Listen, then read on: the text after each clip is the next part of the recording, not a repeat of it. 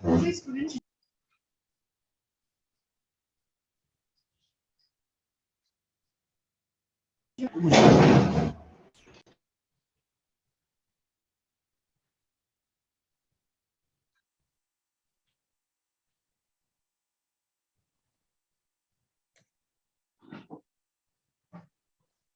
Morning sir.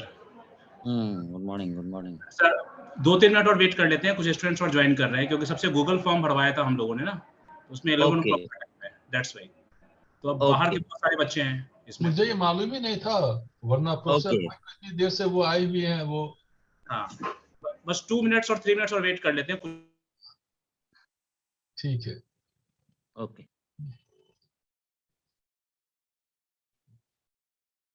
आपकी आवाज नहीं आ रही है,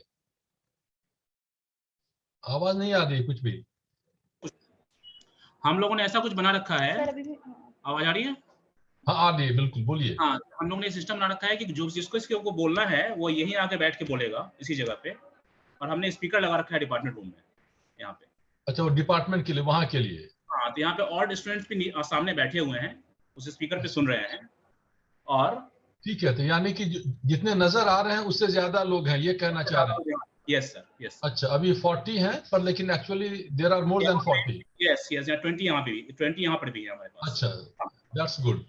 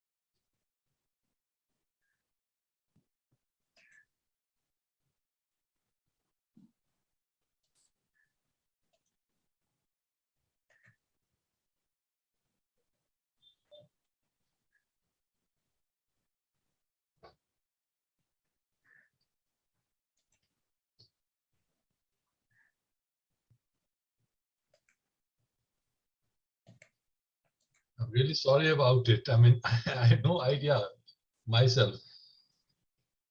Actually, university did a very bad thing. It was not in the hands of university. No. I'm given to actually.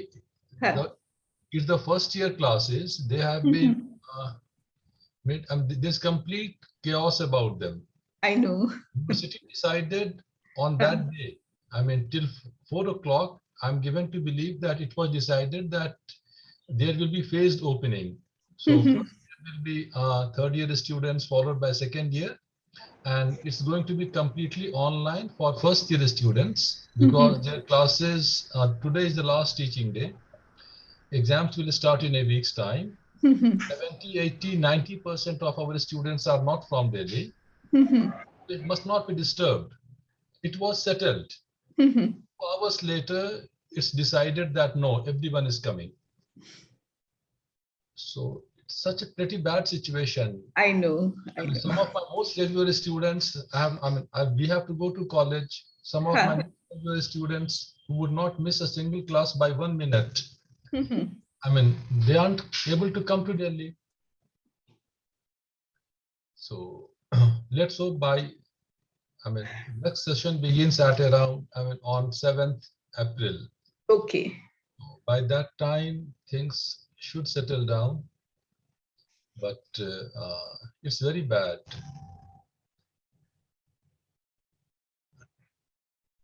And the university didn't have any hand in it.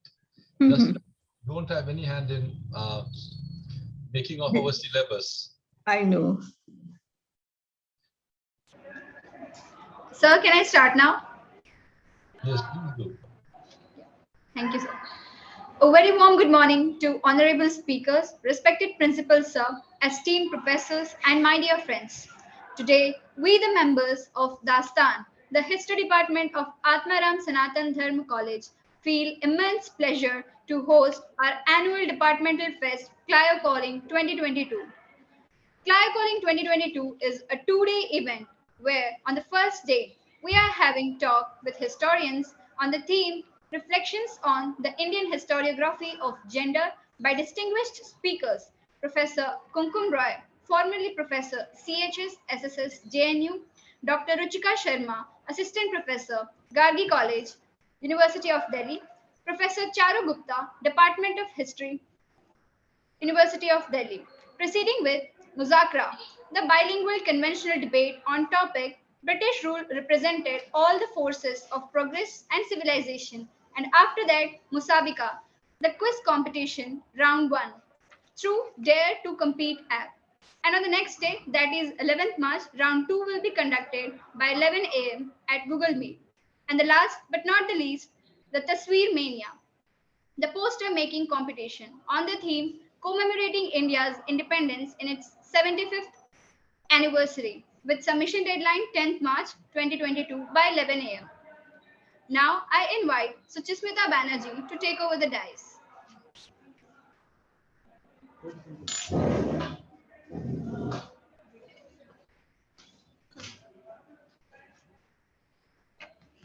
Thank you, Laya, and good morning to one and all present here.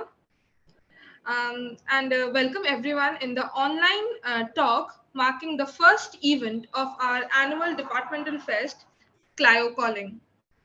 The theme for today's talk is Reflections on the Indian Historiography of Gender. The issue of gender in the historiographical analysis of Indian history is often subjected to various interpretations, biased interpretations. Moreover, the life and the role of women have always been neglected by the mainstream orators of Indian history and have been inadequately represented. The only women who have found a place in traditional history textbooks were either women who successfully performed male role or whom great men loved. Let's ponder over about this issue together with some of the distinguished scholars specialized in this field. Moving forward, I would now request the department head, Professor Vishwamohan Jha, to address the gathering. Thank you. Thank you, Suchismita. It's our special privilege. We are very privileged and indeed very grateful. Just a moment. To have no less than an authority on the subject than very Professor Kunkum Roy herself amidst us. We are grateful to you, ma'am, for more than one count, for agreeing despite your busy schedule to be here and in the right week, but not on the best of the days. So, I mean, if others, Dr. Ruchika Sharma and Professor Charu Gupta, they decided to join 1 and 2 hours late. I mean, that's perfectly understandable given the date we are holding this seminar. And so why deny themselves the fun and the excitement of what's happening in the country? So for any one of us who takes even a slightest modicum of interest in gender issues, Professor Kunkum Roy needs no introduction. So with these words, I welcome her, I welcome you all, and let's proceed further. Thank you again, Suchismita. Thank you, sir. Now moving forward, I would request Laya to introduce our first speaker.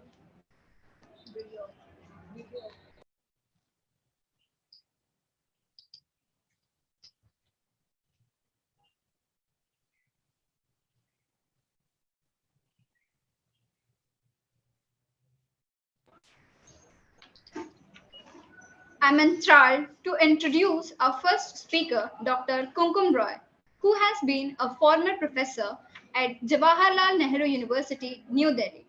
Ma'am has completed her undergraduation in Bachelor of Arts with History, Master's in Master's in Arts with specialization in Ancient Indian History and PhD from the Center of Historical Studies, Jawaharlal Nehru University, New Delhi. Ma'am has authored several books such as The Emergence of Monarchy in North India, 8th to 4th century BC, Women in Indian Societies, 19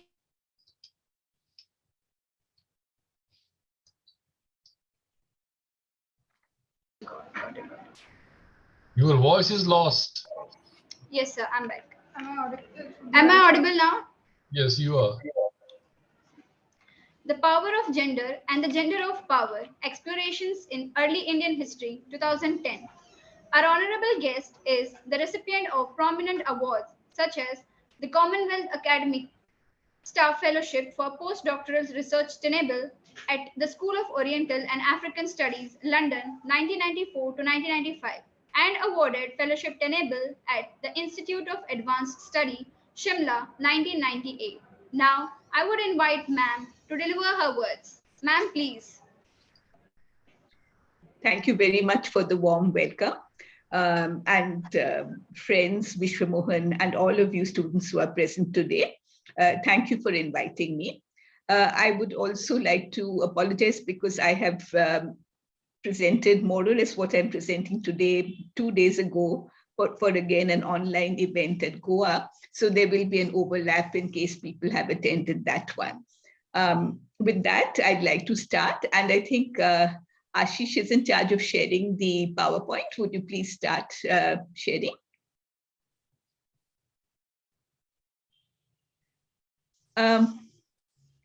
I'd like to say that I would begin by turning to 1974, because in December of that year, in 1974, a group of 10 women presented a report which for many of us, and we were then students, and later on we got to actually see the report. This report, which was known as the Towards Equality Report, was one of the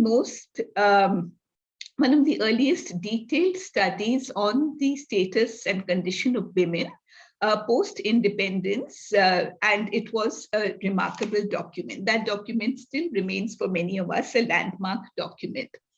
And when they presented that report to the then education minister, who was Professor Nurul Hasan, also a well-known historian in his own right, they drew attention to certain things. One, they said that they did not have any kind of framework with which to work. So obviously, while they were preparing the report, they had to develop and evolve their own framework. And some of the issues and problems that they faced remain with us nearly 50 years down the line. And now that we are talking about 75 years of independence, it's useful to keep that in mind. They also raised an issue about the paucity of data, the fact that they lacked data in some areas, and that was a problem that they were encountering. The third issue that they raised was that there was enormous social and cultural as well as economic diversity and difference amongst women. And that, I think, is something which remains for us to engage with constructively and creatively. So that was another issue that they had raised.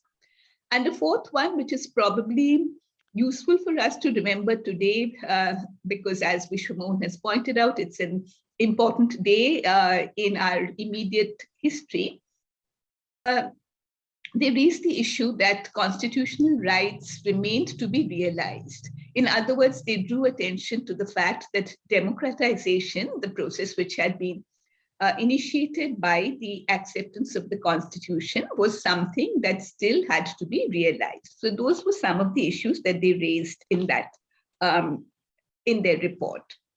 They also organized the report around 9 themes. And amongst these themes, one was a question of approaching the study of status. That was something they highlighted. Then they raised the issue of demography. And as we know, even now, the question of the sex ratio and the demographic imbalance that we have in terms of gender is something that remains significant for us even now. The third issue that they focused on was the socio-cultural setting, where again, they drew attention to the diversities that were there. They also drew attention to the issue of law and women's rights. What kind of difference was there? What could they make out of that, etc. And they also focused on education, politics, policies, and the mass media. Now, many of these issues have changed over the last 50 years.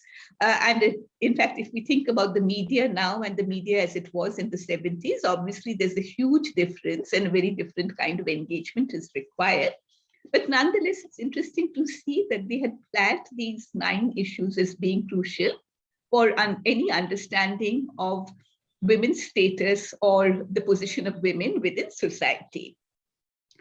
Now, the other thing which I think is important for us to remember when we are talking about history, women's studies, the issues of gender and women's histories, is that there has always meaning from the 1970s, which is in historical terms, probably not a very long time, but there has been a very close connection between women's movements of different kinds and women's studies. And very often those of us who have been trying to do women's studies, whether in the discipline of history or in other disciplines like economics, politics, sociology, etc., we have sometimes had to respond to the challenges of the women's movements and activists within the women's movement who have raised questions for us. And sometimes we have returned to our disciplines trying to find answers to some of the questions that they had posed. And in that sense, then, we can see that the women's movement and the relationship between women's studies and the women's movement has been something that has been a close one also in terms of history. What I would like to do now is to shift to ancient Indian history with this as a kind of background. And basically, I thought I would address 4 issues. They are interrelated issues. They're connected with one another, but we'll talk about them one at a time sequentially. One is the issue of status. How do we understand status? And a little discussion on that with an example. The second, how our understanding of the economy has been transformed by the interventions and the different kinds of theorizations that have been provided by feminist historians and other scholars within with a feminist perspective. Third, to look at the way in which understanding of political processes has been transformed. And as one of you in the introductory remarks pointed out, we no longer look only for great women. And I think that is a major shift that has taken place. And fourth, to look at the way in which our understanding of socio-cultural processes has probably changed over a period of time. So we'll keep in mind that these are interrelated processes. I'd also like to mention at the outset that during this period of 50 years, it's not only that there's been this interaction between women's studies and women's movement, but there has also been some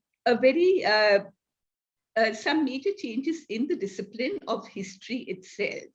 So when we were students in the university in the early 1970s, before some of us moved into JNU, the major ways in which history used to be taught was through dynastic histories, through political history of a certain kind of top-down history.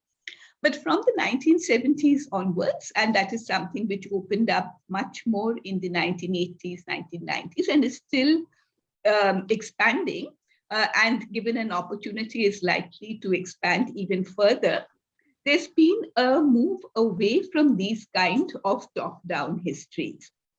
And instead, we find that there has been a focus on the lives of ordinary people, forest dwellers, pastoralists, shifting cultivators, craft persons. So ordinary men and women have become the focus of our attention in many ways.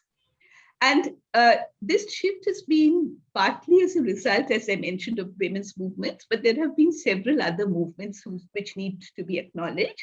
the Dalit movements, movements of workers, peasants, as also of those who have been interested in and who have risen up to the challenge of the environmental issues that face us in a very big way. So we have then had over the last 50 years or so, very intensive dialogues around many of these issues. There have been conflicts also. It's not that it's a uniform, smooth process that we can see. And we can see that there have been all kinds of challenges to which we have been responding. And our understanding, I think, has been enriched substantially because of these debates, discussions, etc. And one major shift that has taken place because of that is that we no longer understand woman as a monolithic category. So there is an acknowledgement that there are vast differences amongst women, just as there are amongst men, and that we need to have a much more complex understanding of gender relations. And with that, to look at relations both of production and reproduction, as well as different ways of understanding political processes, etc.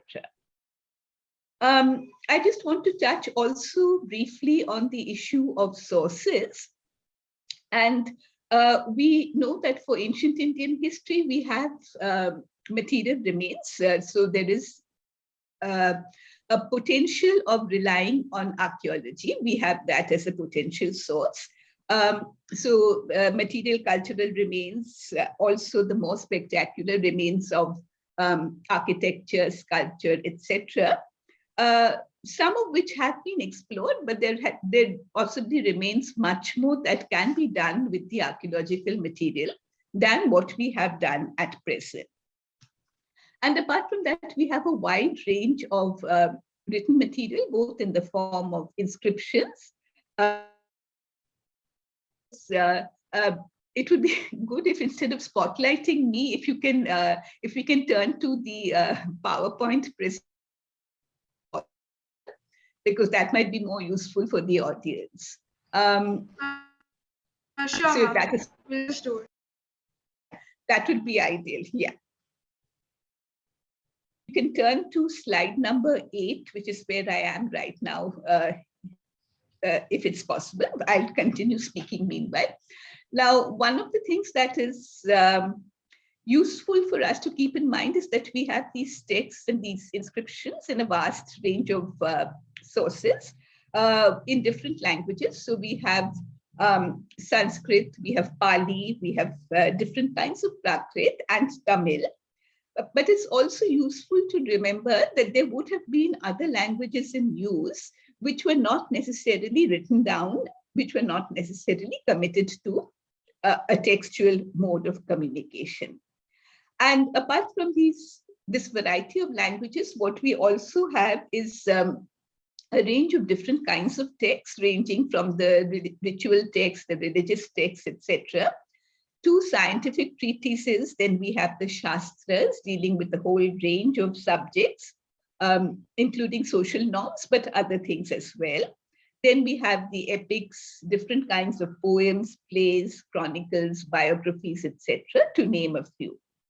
And what we need to bear in mind is that by and large, most of these textual sources, there are exceptions, but by and large, most of these textual sources were produced by upper caste, upper class men, usually located within an urban milieu.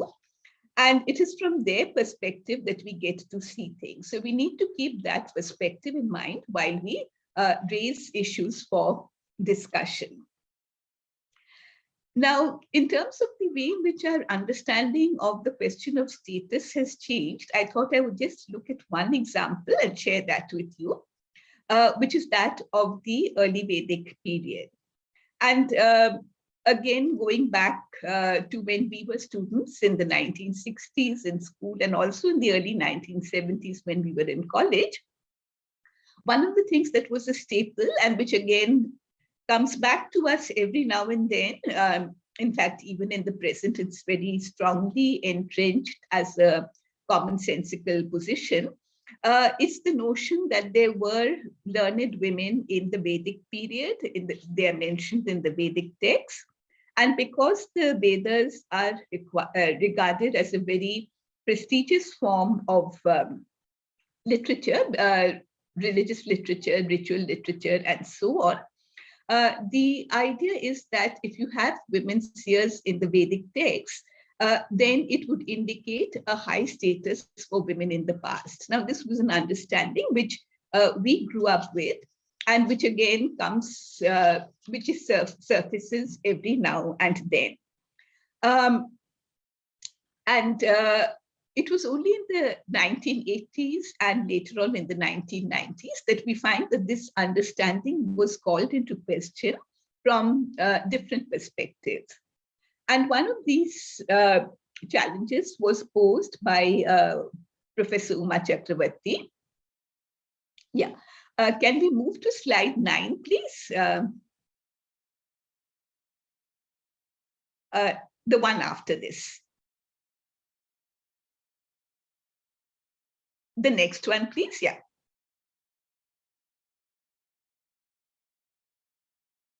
Yeah. So one of the things that was pointed out was by scholars like Uma Chakravarti, who drew attention to the fact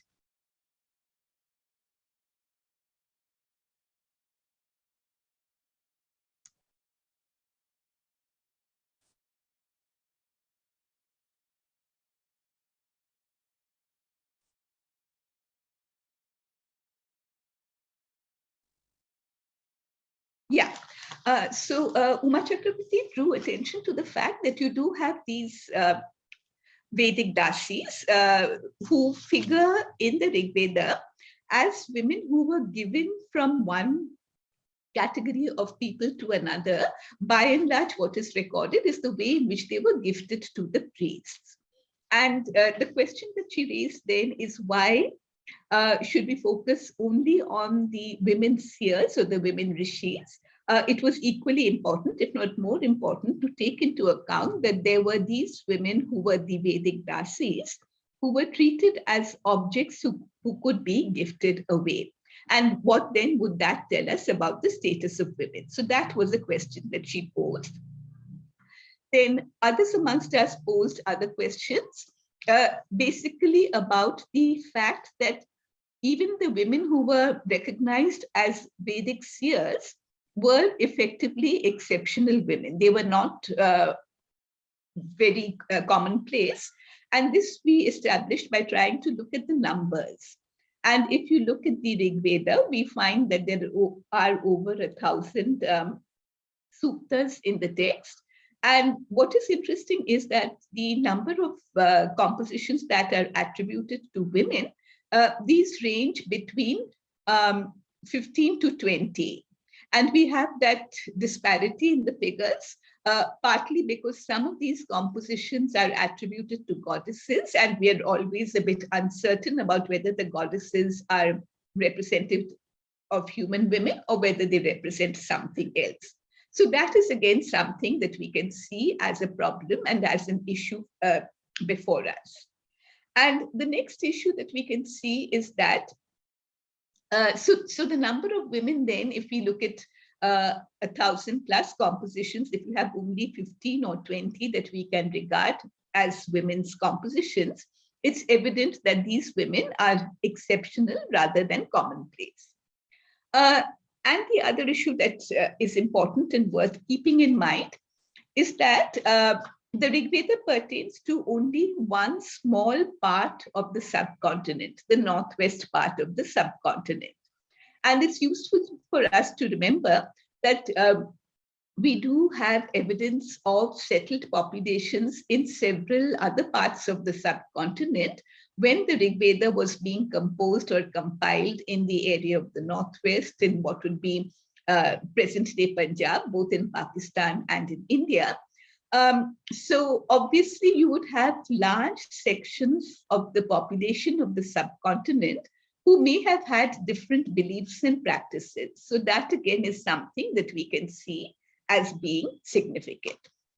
In other words, when we do think about status, it is clear that we need to think about various aspects, to see whether we can compare different kinds of women, to see whether we can compare men and women who belong to the same category, and also to remind ourselves that there is always a different kind of context.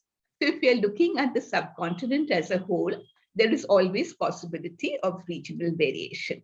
So that there is no one single answer that we can put in place when we try to address issues of status. It's a complex question, and we need to acknowledge those complexities. Can we move to the next slide, please? Now, this is one where I would like to just talk a little bit about the way in which feminist scholarship in different ways has changed or at least attempted to change the understanding of the economy, not very successfully, because obviously there are certain kind of understanding which remains fairly entrenched in spite of challenges.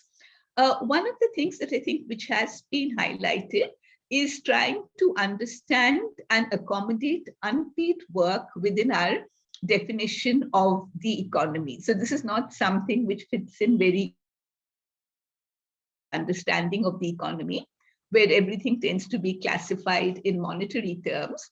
But unless we understand the significance or the role of unpaid work, which is very often performed by women in different it does not enable us to understand what men and women of different categories.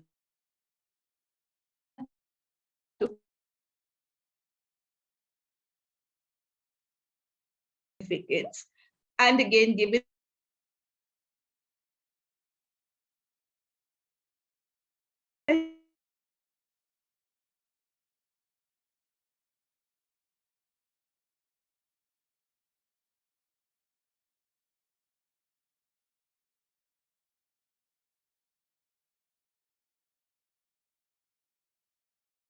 we find that the issue of social reproduction is something to which feminist scholars, both historians and others, have drawn attention, pointing out that reproduction, even if we think of it in terms of biological reproduction, is not something that occurs in a vacuum.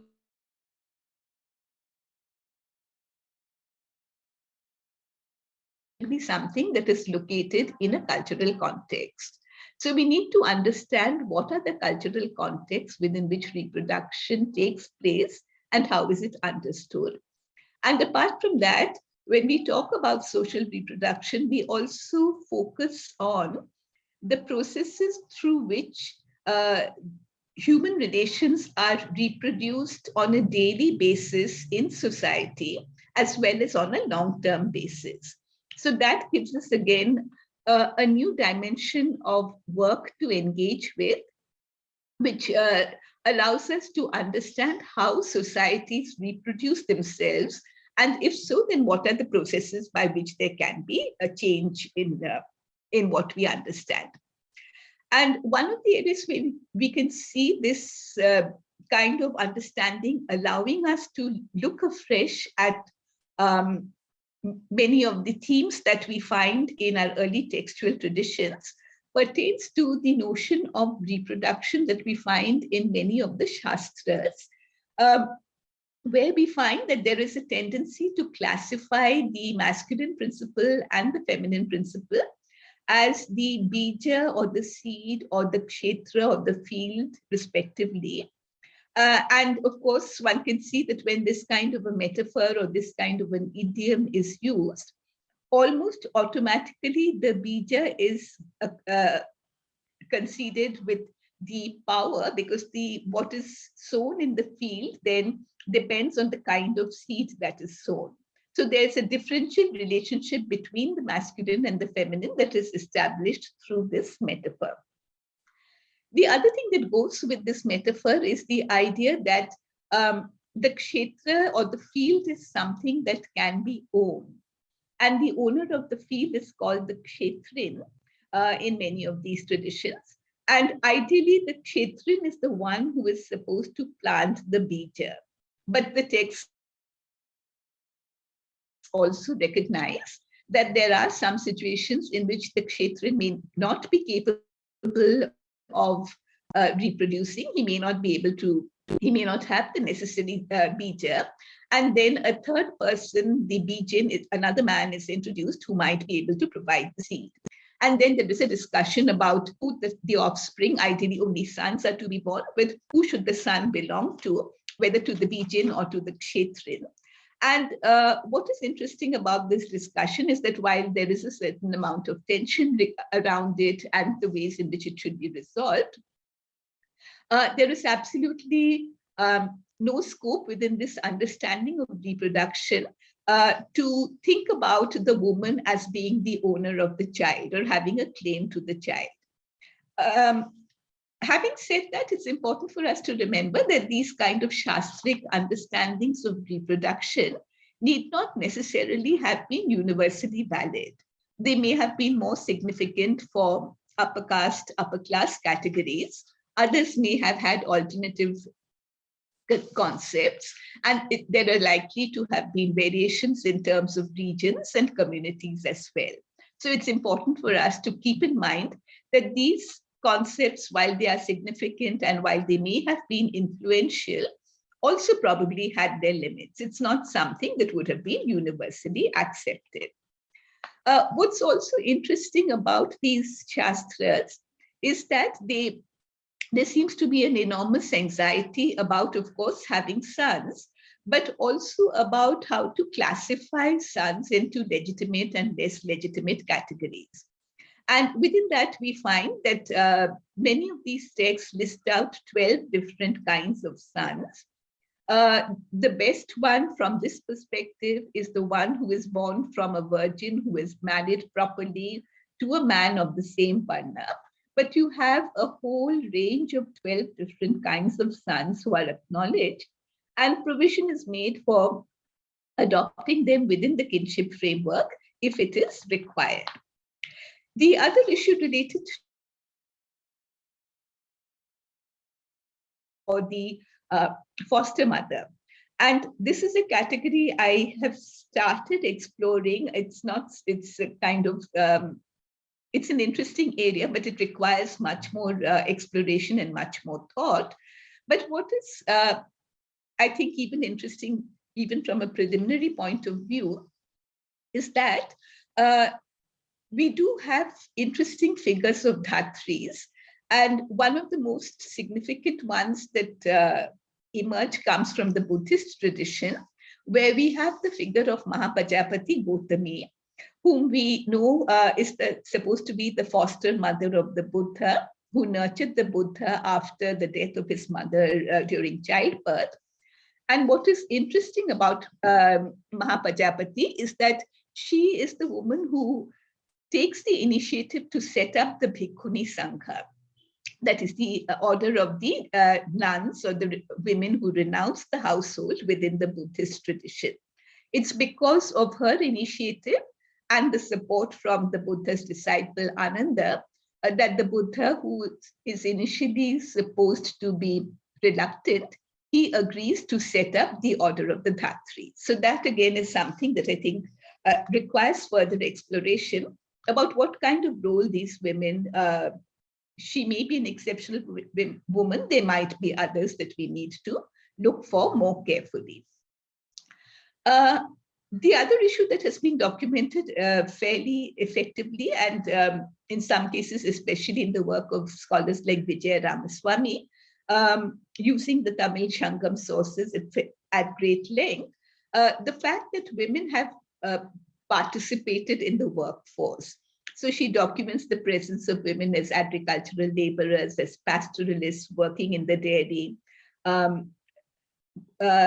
participating in small-scale market transactions, in craft production, providing subsidiary labor in domains like weaving, pot making, etc.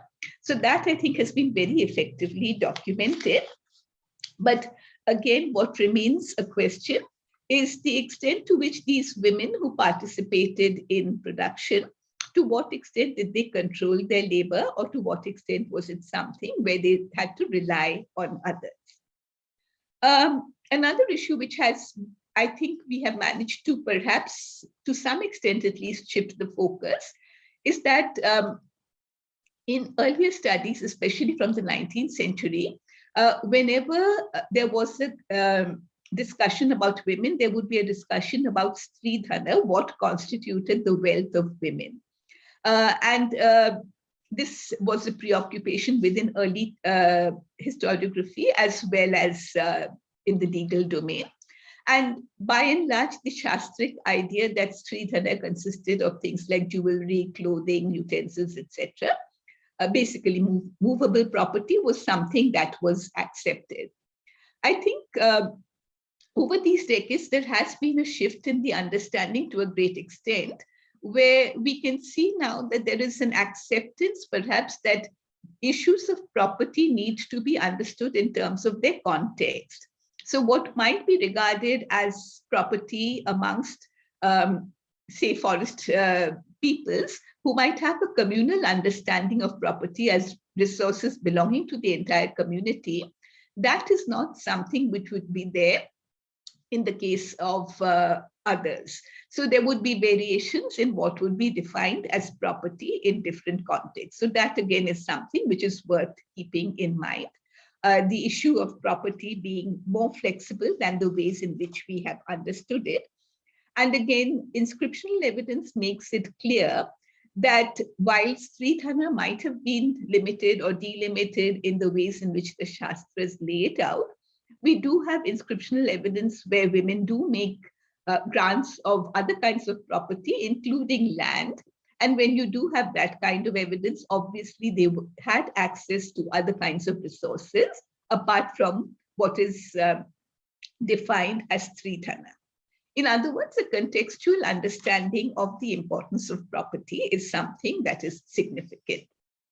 And also another area which straddles the economic and the socio-cultural is the response towards sex work, where in the 19th and most of the 20th century, there had been a kind of binary perspective on issues of sex work, where either the sex worker was regarded from a somewhat voyeuristic perspective, so you have those kinds of studies, or there was the notion of the sex worker as being victimized. So you had both of these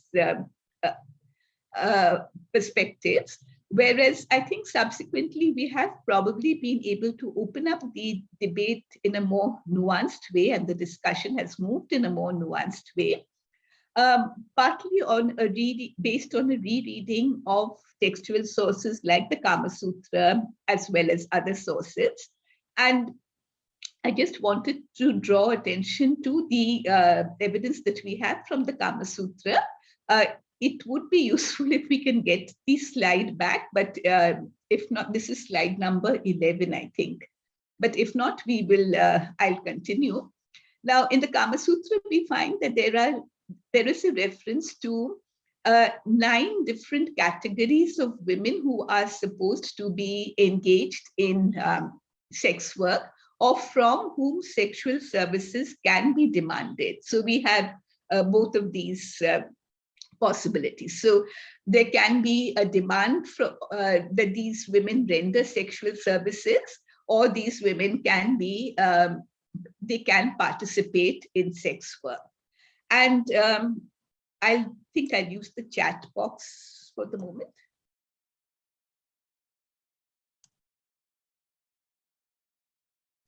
At the bottom of the hierarchy of these women from whom sexual services could be demanded, we find mention of the Kumbhadasi.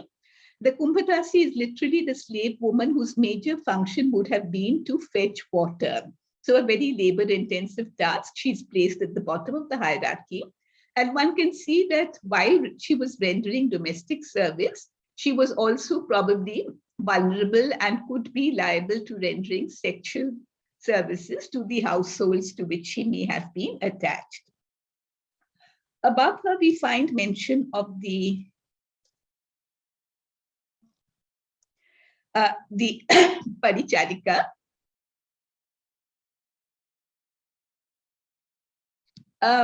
Literally the serving woman or the attendant, And once again, we can see that she would have been relatively low in the social economic hierarchy. And she again is somebody from whom there would be expectations of sexual service, and those demands could have been made on her. Now, the one above her is referred to as the kulata, literally then a woman who destroys the kula or the household. And this would be a woman who would be perhaps violating sexual norms. So somebody who was within the family structure, but not actually conforming to sexual norms. And again, one can see that she would be either regarded as somebody who was accessible or available in some way or the other, or she may have defied the norms of the family and opted for a different kind of sexual relationship. So we have those possibilities laid out there. The fourth one is the woman known as the Sveirini. Again, literally the self-willed woman, somebody who chooses to act according to her own wishes. And again, here again, one can see that perhaps there is a defiance of conventional sexual norms that is suggested by including this term and this category. Above that, we have the category of the nati, the actor or the performer in some form or the other, who would be again outside the domestic space. And one can see that this whole notion of performance or acting would be associate her with a certain distinctive sexual lifestyle as well, where demands could be made of her probably, and she would probably be expected to fulfill those demands. About that, we have mention of the Shilpa.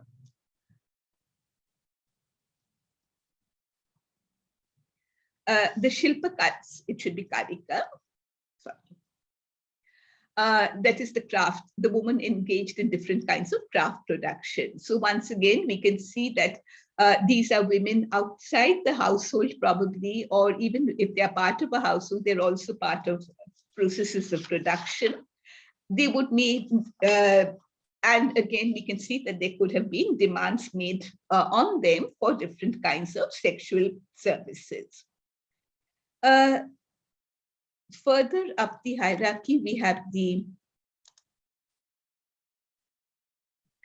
Prakasha Vinashta, somebody who had been publicly humiliated or who had been subjected probably to some kind of sexual violence in public. So this woman, once again, we see is being included in the list of those from whom sexual services might be expected. And then we have the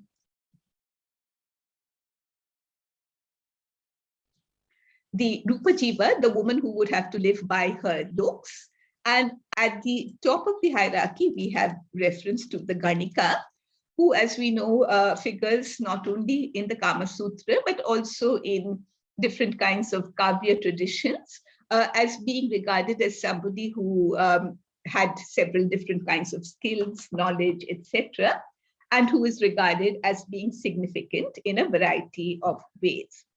So one thing I think that this kind of examination allows us to open up, just as when we talk about women, there is a realization that the category of woman is not a monolithic category. So also it's useful for us to remember that when we are talking about categories of sex workers, again, it's not a monolithic category, but that there could be differentiations, and that these women would have been part of complex networks of social, cultural, and political relations, as well as, of course, of economic relations, because there is a material transaction that is invariably associated with sex work. So those are things which are significant. Turning from that to the political, I think one of the insights that we have obtained from feminist perspectives is a recognition that politics is not simply about the grand events or the grand processes that we look at when we are studying things like the emergence of empires or even dynastic histories and so on, but to acknowledge that politics is something which is part of our everyday existence. So the everyday being a political domain is something that has been opened up through, potentially through feminist scholarship. And it is something that can be, no problem, we'll manage without the screen sharing.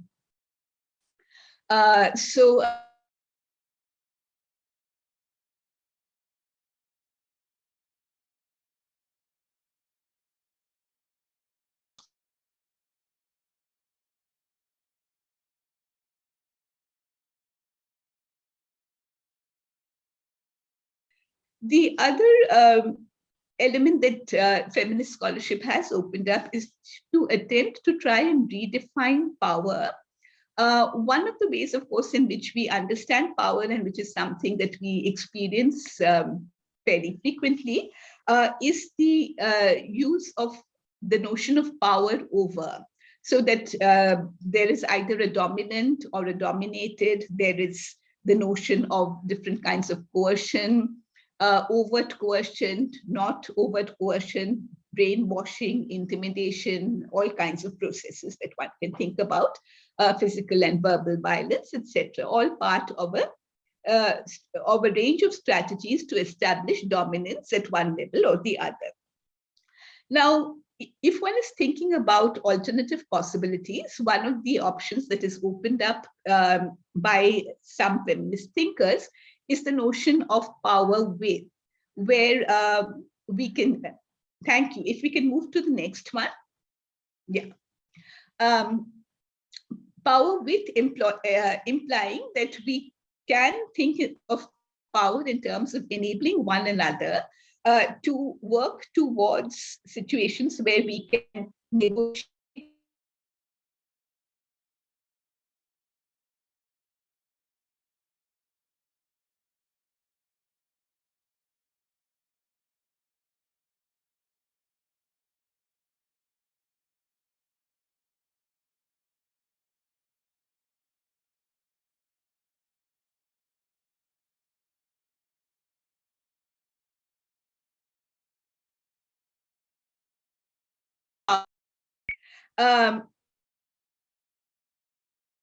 okay, so also because of this, we can see that one of the issues that relate to this is that it's enabled us to examine the household. Can we move to the next one, please?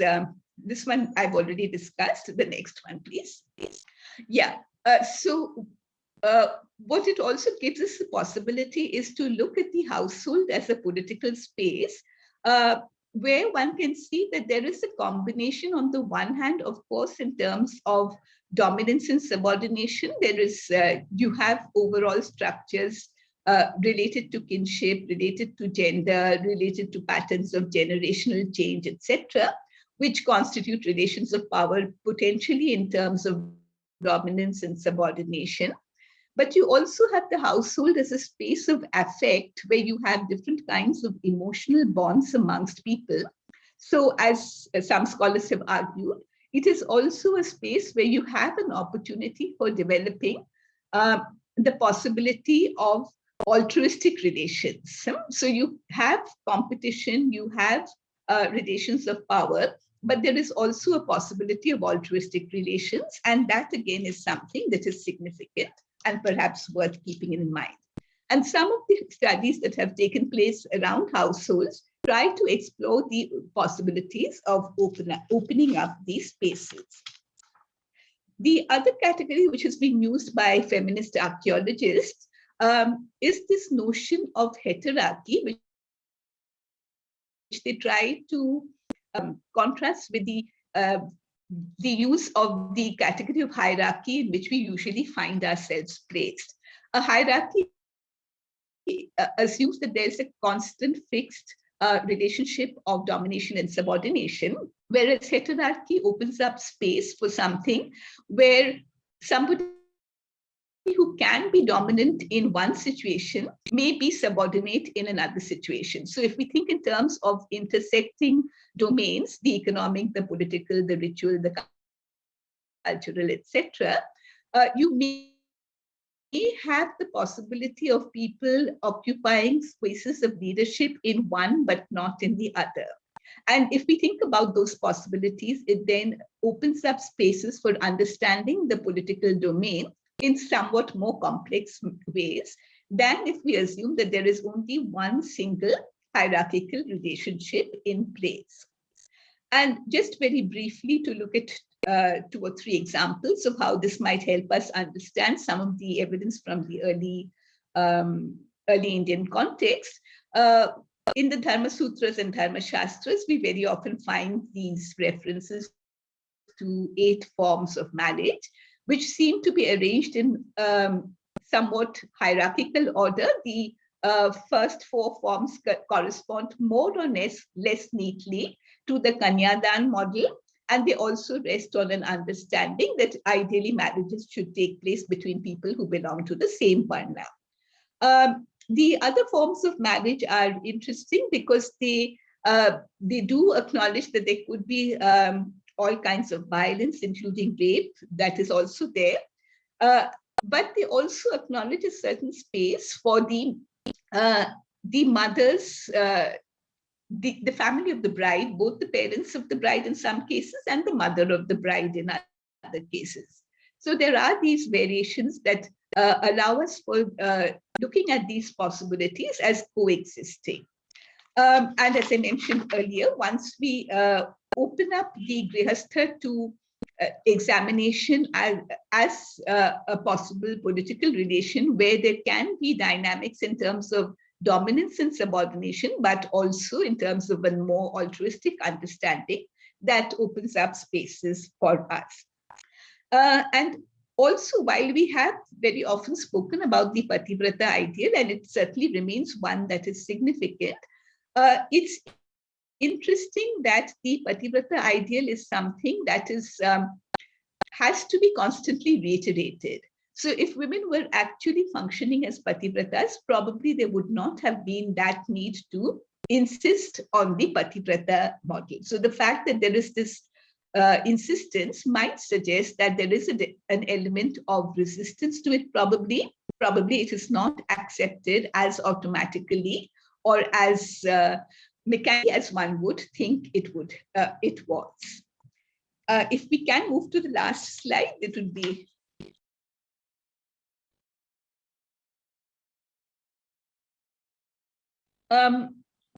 This is the last set of issues which I wanted to raise, which is basically to look at some of the ways in which we've been able to perhaps open up some of these socio-cultural domains. One, of course, is to acknowledge that virtually all institutionalized religious traditions tend to be misogynistic. So that is something we can, I think, take for granted. But within that, what are the other possibilities that emerge? So there is that overarching taken for granted misogyny, which we have to acknowledge as being there. There is no denying that, and there is no space outside that. But having said that, as some of us have been reiterating for quite some time, we do have texts like the Therigatha, which has been explored in a variety of ways. And the fact that you have this document which records compositions attributed to more than 70 women, which was anthologized probably sometime in the second half of the first millennium BC, and which was preserved long after the order of the Bhikkhunis died out within the subcontinent. Obviously, it was preserved not by women, but by men. So there is something interesting over there that while there is an overarching misogyny, at the same time, you have this kind of a very unique textual tradition being preserved for several centuries. And that work of preservation was done within the order of the bhikkhus by men who would have who were supposed to have internalized all those misogynistic ideas, but nonetheless, you find this kind of a tradition being recorded and preserved. And of course, the Therigatha is also significant because it acknowledges that at one level, gender differences did not matter, that both men and women were capable of attaining enlightenment, because the Gathas, as we know, proclaimed the attainment of enlightenment, of nirvana. And that was a goal which these women claimed to have achieved. And it was a claim which was obviously recognized and accepted within the tradition. I also wanted to turn very briefly to the Shangham tradition, where we know that there is a classification of the compositions into the aham, or the internal, and the puram, or the external worlds, and compositions relating to those. Apart from the fact that we do have references to women who composed some of these poems, what is also interesting is that within the aham genre, which deals with the inner world, or the world of the householder as opposed to the wider world, you have compositions that suggest that both men and women could take an initiative as far as initiating sexual relations were concerned. And this was not something which was a monopoly of one or the other. Again, to very briefly touch on the Puranic traditions, we know that these included Vaishnavism, Shaivism, and of course the goddess tradition. And about the goddess tradition, we have this constant debate, which is, I don't think, something we can easily resolve, about whether the worship of the goddess symbolized power for human women or not. That is not something we can easily resolve or understand. But there's another argument about the Puranic traditions, which has been recently made by scholars like Jayathyaki, who suggest that the Puranic traditions had to accommodate some of the aspirations of women. We might think of these rituals as reinforcing patriarchal ideas and values. So these are the various vratas. And the Puranas, as we know, like the epics, and unlike the Vedas, were supposed to be texts which were open to women and Shudras. So there is an interesting discussion or an interesting debate about it that is significant. Also, I wanted to touch very briefly on the Jaina debates about gender and salvation, as we know of these from the works of Padmanabh Jaini. And just the one point about this complex debate, which I wanted to highlight here, is that in the course of this debate, we have a kind of dissolving of the binary understanding of gender with which we commonsensically function. Because within these debates, you have an argument that a person is made up of several elements. So you have the material element, which can be a material male or a material female. You can have the emotional component, which again, the material can be male, female, as well as neuter. So also you can have emotional states, and so also you can have sexual orientations. And the point that is being made in the course of some of these discussions is that these need not necessarily coincide.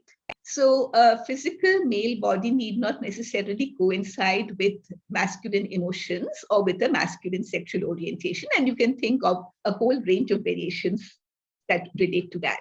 So this possibility of a fluid gender identity is something which again is very interesting. And the fact that this was being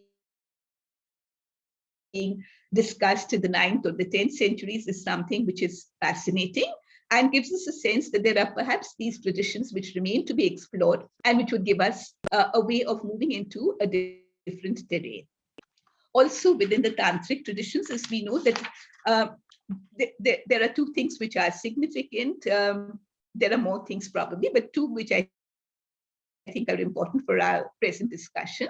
One is that there is a valorization of the role of women, and also there's a move away from valorizing the Brahmanical to an acceptance and even celebration of low status social categories. And the intersection between gender and the Varna Jati hierarchy works very differently within tantric traditions in comparison to others. Having said that, we know that these traditions perhaps require to be studied far more carefully than we have done at present.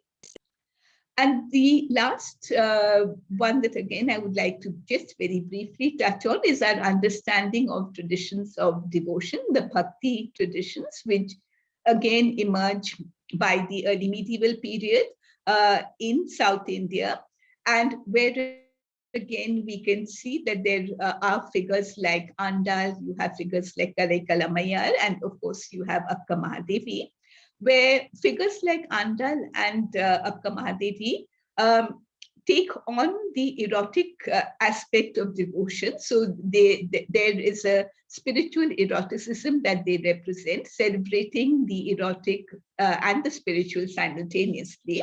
Whereas in other cases, in the case of Kalaikalammayar, for instance, you find a complete negation of the female body.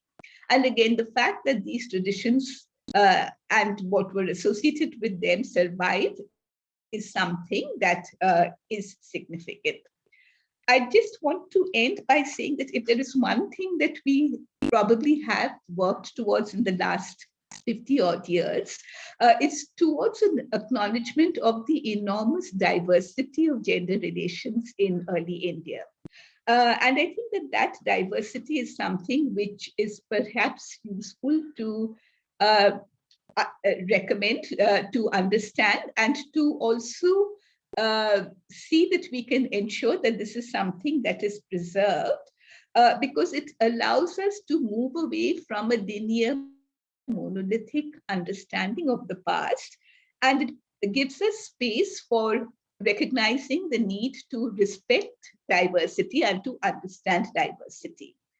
So with that, I would like to thank you, and that is where I would like to end. Thank you. Thank you, ma'am. And we apologize for the disturbance caused from our end. Moving forward now. No problem. Moving forward now, I would like to invite Purnendu Bakchi to introduce our next speaker.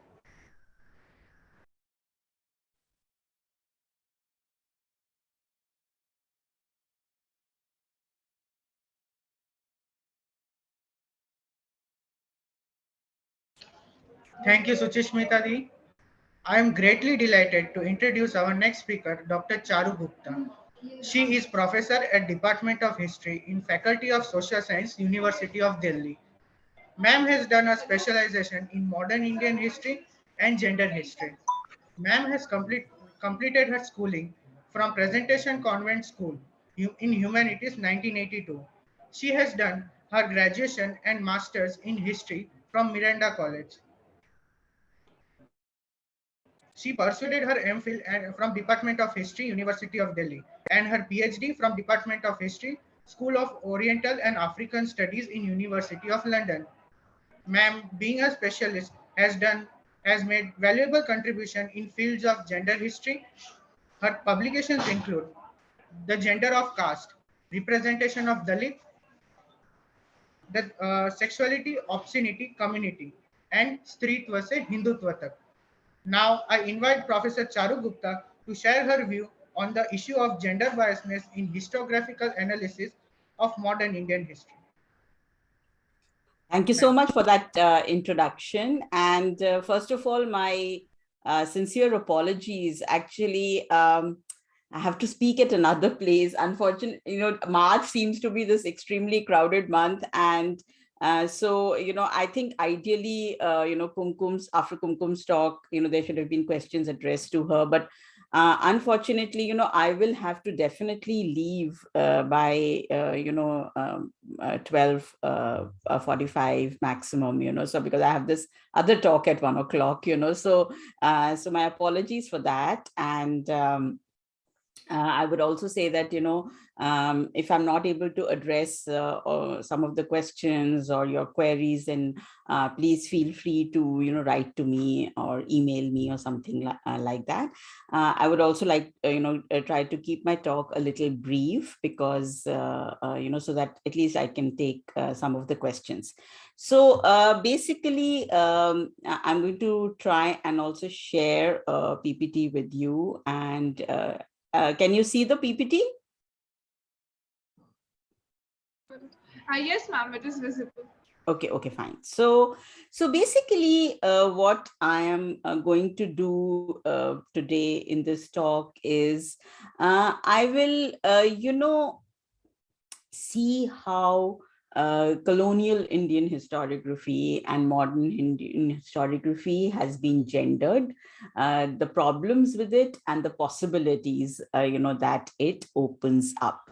Now, what we see is that sometimes, these three categories of women, gender, and sex, they are sometimes used interchangeably, or sometimes they are seen as commonsensical terms, which they're seen, I'm so sorry, they are seen as these commonsensical terms uh, which are biologically determined, or they are seen as natural categories. But I wish to say that even if you take the category of woman, it is neither a natural category of non-men, nor is it a homogeneous community of sisterhood, because there are historically contingent ways of being a woman in different times and different places. So, just as languages are gendered, similarly, societies and nations are also gendered. So, so in other ways, what I'm trying to say is that gender is definitely not a natural or biological identity, just like women, and it is rather gender is socially and politically constructed. Similarly, even the question of sex, that is also not really biological. Feminist scholars today argue that even sex is not a natural fact, and by extension, sexualities too are socially produced and regulated. So, in this context, let's see how, the question of gender in modern India has been looked at. So if you look at, traditional Indian histories, they were, of course, written largely from a male perspective. But what you see is, especially with the social reform movements coming up, in the 19th century, there is this kind of, anxious debates emerge regarding the gender question. And what we see is that both social reforms and the nationalist movement has had an ambiguous relationship, with the gender question. And the historiographical shifts point this out vividly. So if you look first at the British, colonial and missionary writings, what you see is there is this idea, and James Mill's work is a classic example of that, where there is this kind of view that the position, of women in India before the advent of the Britishers was one of extreme degradation, and that actually this became one of the principal means for the British Empire to justify its civilizing mission and, so-called reform the depraved customs of India. So it was argued that, basically the status of women indicated, a society's rung on the ladder of civilization. And the British argued that India featured way below. And basically they said it is because of our endeavors that the condition of Indian women improved. Now, on the other hand, if you look at some of the nationalist writings, they also actually take a teleological approach and, an approach of step-by-step advance in the condition of women. And in many of their writings, the ancient past is depicted as this golden age, where women had high status, where, so there is this kind of construct of the ancient past, which of course feminists have really questioned, but there was this kind of construct in nationalist historiography that, following, they said that the ancient period was this period of golden age, and then they tend to paint the medieval period as a period of darkness and stagnation as far as the condition of women is concerned. And then they say that, with the efforts of the social reformers, there was this liberation of women, and, they view these reforms as the liberating force. So the main difference, actually, I think, between the British viewpoint and the nationalist viewpoint is that the British want to take the credit to themselves, for, abolition of sati, widow remarriage, increase in consent, etc. And the reformers want to take the credit to themselves. They say that we were the ones who pushed the Britishers, for these kinds of reforms and steps. And so basically, there is this interweaving with this painting of the golden past, golden age of the past, along with this kind of, painting of the medieval period as darkness. They basically, argued that it was the reforms that brought about, and there's a positive teleology that they built, that the reforms brought improvement in the condition of the women. Now, both these positions, have been criticized, by the later historians and by feminist scholars particularly. So, for example, they point that, all these early initiatives of social reforms were taken largely by men. They were about what great men did for women. Also, most of the reformers belonged to upper castes and emerging elite classes. They compromised with colonialism in many ways. And they also addressed mainly upper caste, middle class, problems of upper caste, middle class women. And also, in many ways, sometimes in the process, there was a distancing from syncretic and popular religious and cultural practices, particularly of women.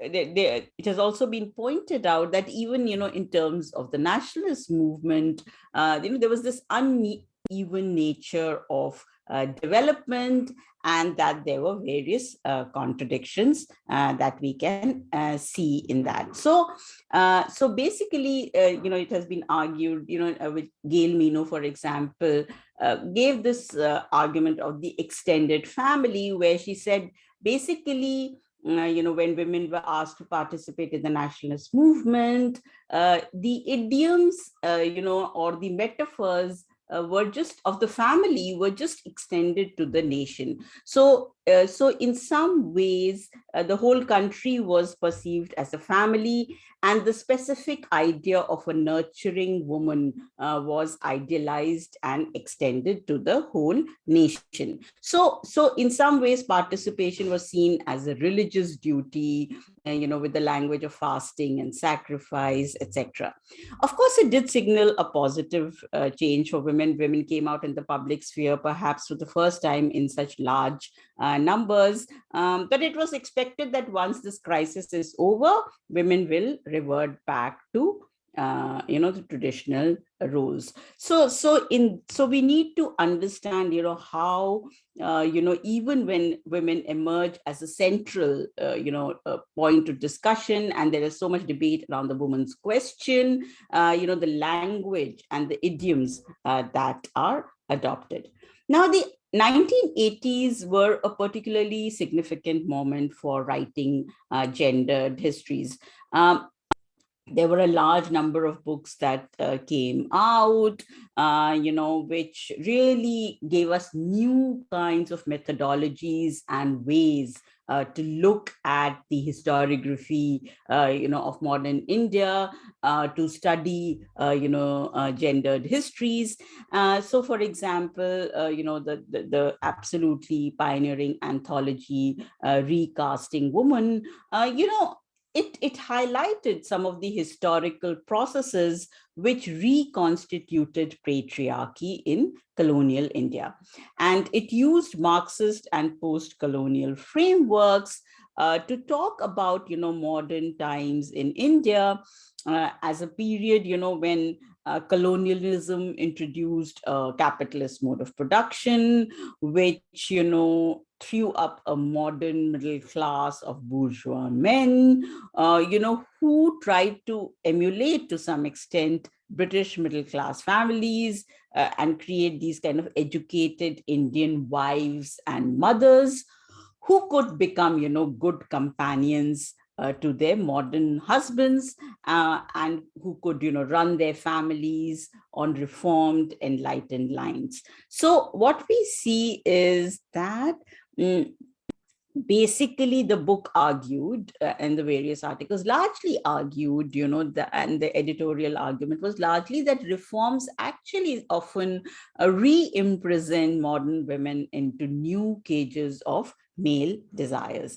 There were other significant collections. For example, there was this collection called Women in Colonial India, essays on survival, work, and state, which was again an edited collection. But what was significant about this collection is, while it did not have this kind of an overarching framework, what it did was that it brought out, stories of women factory workers, women agricultural laborers, home-based production, and women's involvement in, in that, their deployment in electoral processes and nationalist movements. So new kinds of themes were explored, in this collection. And then there was Geraldine Forbes' collection, called Women in Modern India, which put forward a women's history, by privileging women's own accounts. So these were really, really important works, in the 1980s, which changed the way we study the question of gender in modern Indian history. So these books, as I said, were extremely significant, but they did have certain limitations. And this was even acknowledged by the authors, that, for example, recasting women was largely confined to Hindus. It was largely a study of dominant castes and classes. So, for example, the kind of studies that have later emerged, on the intersections between caste and gender, or, for example, gender and masculinities, or, homosexualities, those were often left out of these studies. Also, it has been pointed out by many of the modern Indian scholars later, that while we of course need to study how patriarchies were recast, as Kumkum was also saying in her lecture, that of course this is taken as given that patriarchies were redefined, they've been recast, they've been poured into new bottles in every phase. But we also need to see how they were destabilized or subverted, or at least questioned in this period. So we need to take into account the histories of resistance as well, in a much more frontal fashion. And also we need to of course see how women were victimized and how they emerged as victims and how they were suppressed. There also needs to be written a history of pleasure and sexuality and the body. Those also need to be written and talked about. So in many ways, there has been an efflorescence of studies on gender history, particularly in modern India, perhaps because we have much more sources. The archival arena is extremely rich, in terms of the colonial period. And of course, I think across all disciplines of history, gender has while at one point 40 years back, we could say that there used to be a one paper, or, that also came with lots of resistance. Now, I think the way in which, a lot of theoretical paradigms of history are being determined by gender histories. So those need to be taken into account. There were some other significant works as well. So for example, Ashish Nandi's work, which talked about how when we talk of gender histories, we need to also talk about questions of masculinities, and that, along with participation, it is as important to study symbols and metaphors, that emerge in this period. So he provides, his work actually provides a critique of modern Western colonialism. And what Ashish Nandi says is that how, Gandhi actually subverted, notions that the British were trying to say, that, they were trying to project the British Empire as masculine and the colonized nation as feminine. And they were arguing that the masculine is superior than feminine. And Ashish Nandi says that actually Gandhi just, in many ways subverts these notions, by articulating that actually feminine was worthier and preferred. So in many ways, Gandhi glorified this ability to suffer and, sacrifice, which he identified largely with women. Now, this has opened up a whole field of masculinity studies. The work of Mrinalini Sinha is very significant here, and many others who, have shown, how, actually nationalists were working out their various versions of masculinity in this period, from Vivekananda to Gandhi, from Sanatan Dharmists to Arya Samajists, where, these kinds of notions of brahmacharya and celibacy were being redefined. So, Gandhi is upholding it in different ways, and even Bhagat Singh upholds a notion of, celibacy in some ways. So, and also there is this kind of an emergence of the image of the warrior Krishna instead of this kind of playful Krishna in this period. So in some ways, questions of masculinity became a national preoccupation. And I think what gender history does is it opens up, that arena also for us. And of course, it's true that while national manhood was overwhelmingly constructed as a Hindu upper caste story, and it was very much within heteronormative paradigms that it functioned. At the same time, scholars have said that the discourses around masculinity need to be also critically linked to debates around homosexuality and same-sex love and desire in India. Now, Ashish Nandi's work, while significant, there were also some critiques made, by some of the feminist scholars. For example, Tanika Sarkar argued that, sometimes implicitly, Ashish Nandi's work may at times celebrate the pre-colonial indigenous traditional pasts as not only more tolerant, but their recovery is presented as the hope for the future. So actually, there were some, we while we need to, of course, critique modernity and the Enlightenment, we should not be throwing the baby with the bathwater. So, this was also a period, actually, when, in various ways, patriarchies were destabilized and questioned. So, I think it's only partially, or it presents only one side of the picture to show, how, so for example, popular culture was marginalized, one of the arguments that has been made, with the coming of colonialism. But actually, if you look at the larger print public sphere of this period, it shows that there were challenges to suppressions of women's spaces internally, and new forms of bazaar literature, opened up considerable cracks, where, sexuality, pleasure, and love were expressed in diverse ways. So we should not assume, that this model of all encompassing domination or celebration, both don't work. So I think there is a recalcitrance of women throughout history that needs to be also taken into account.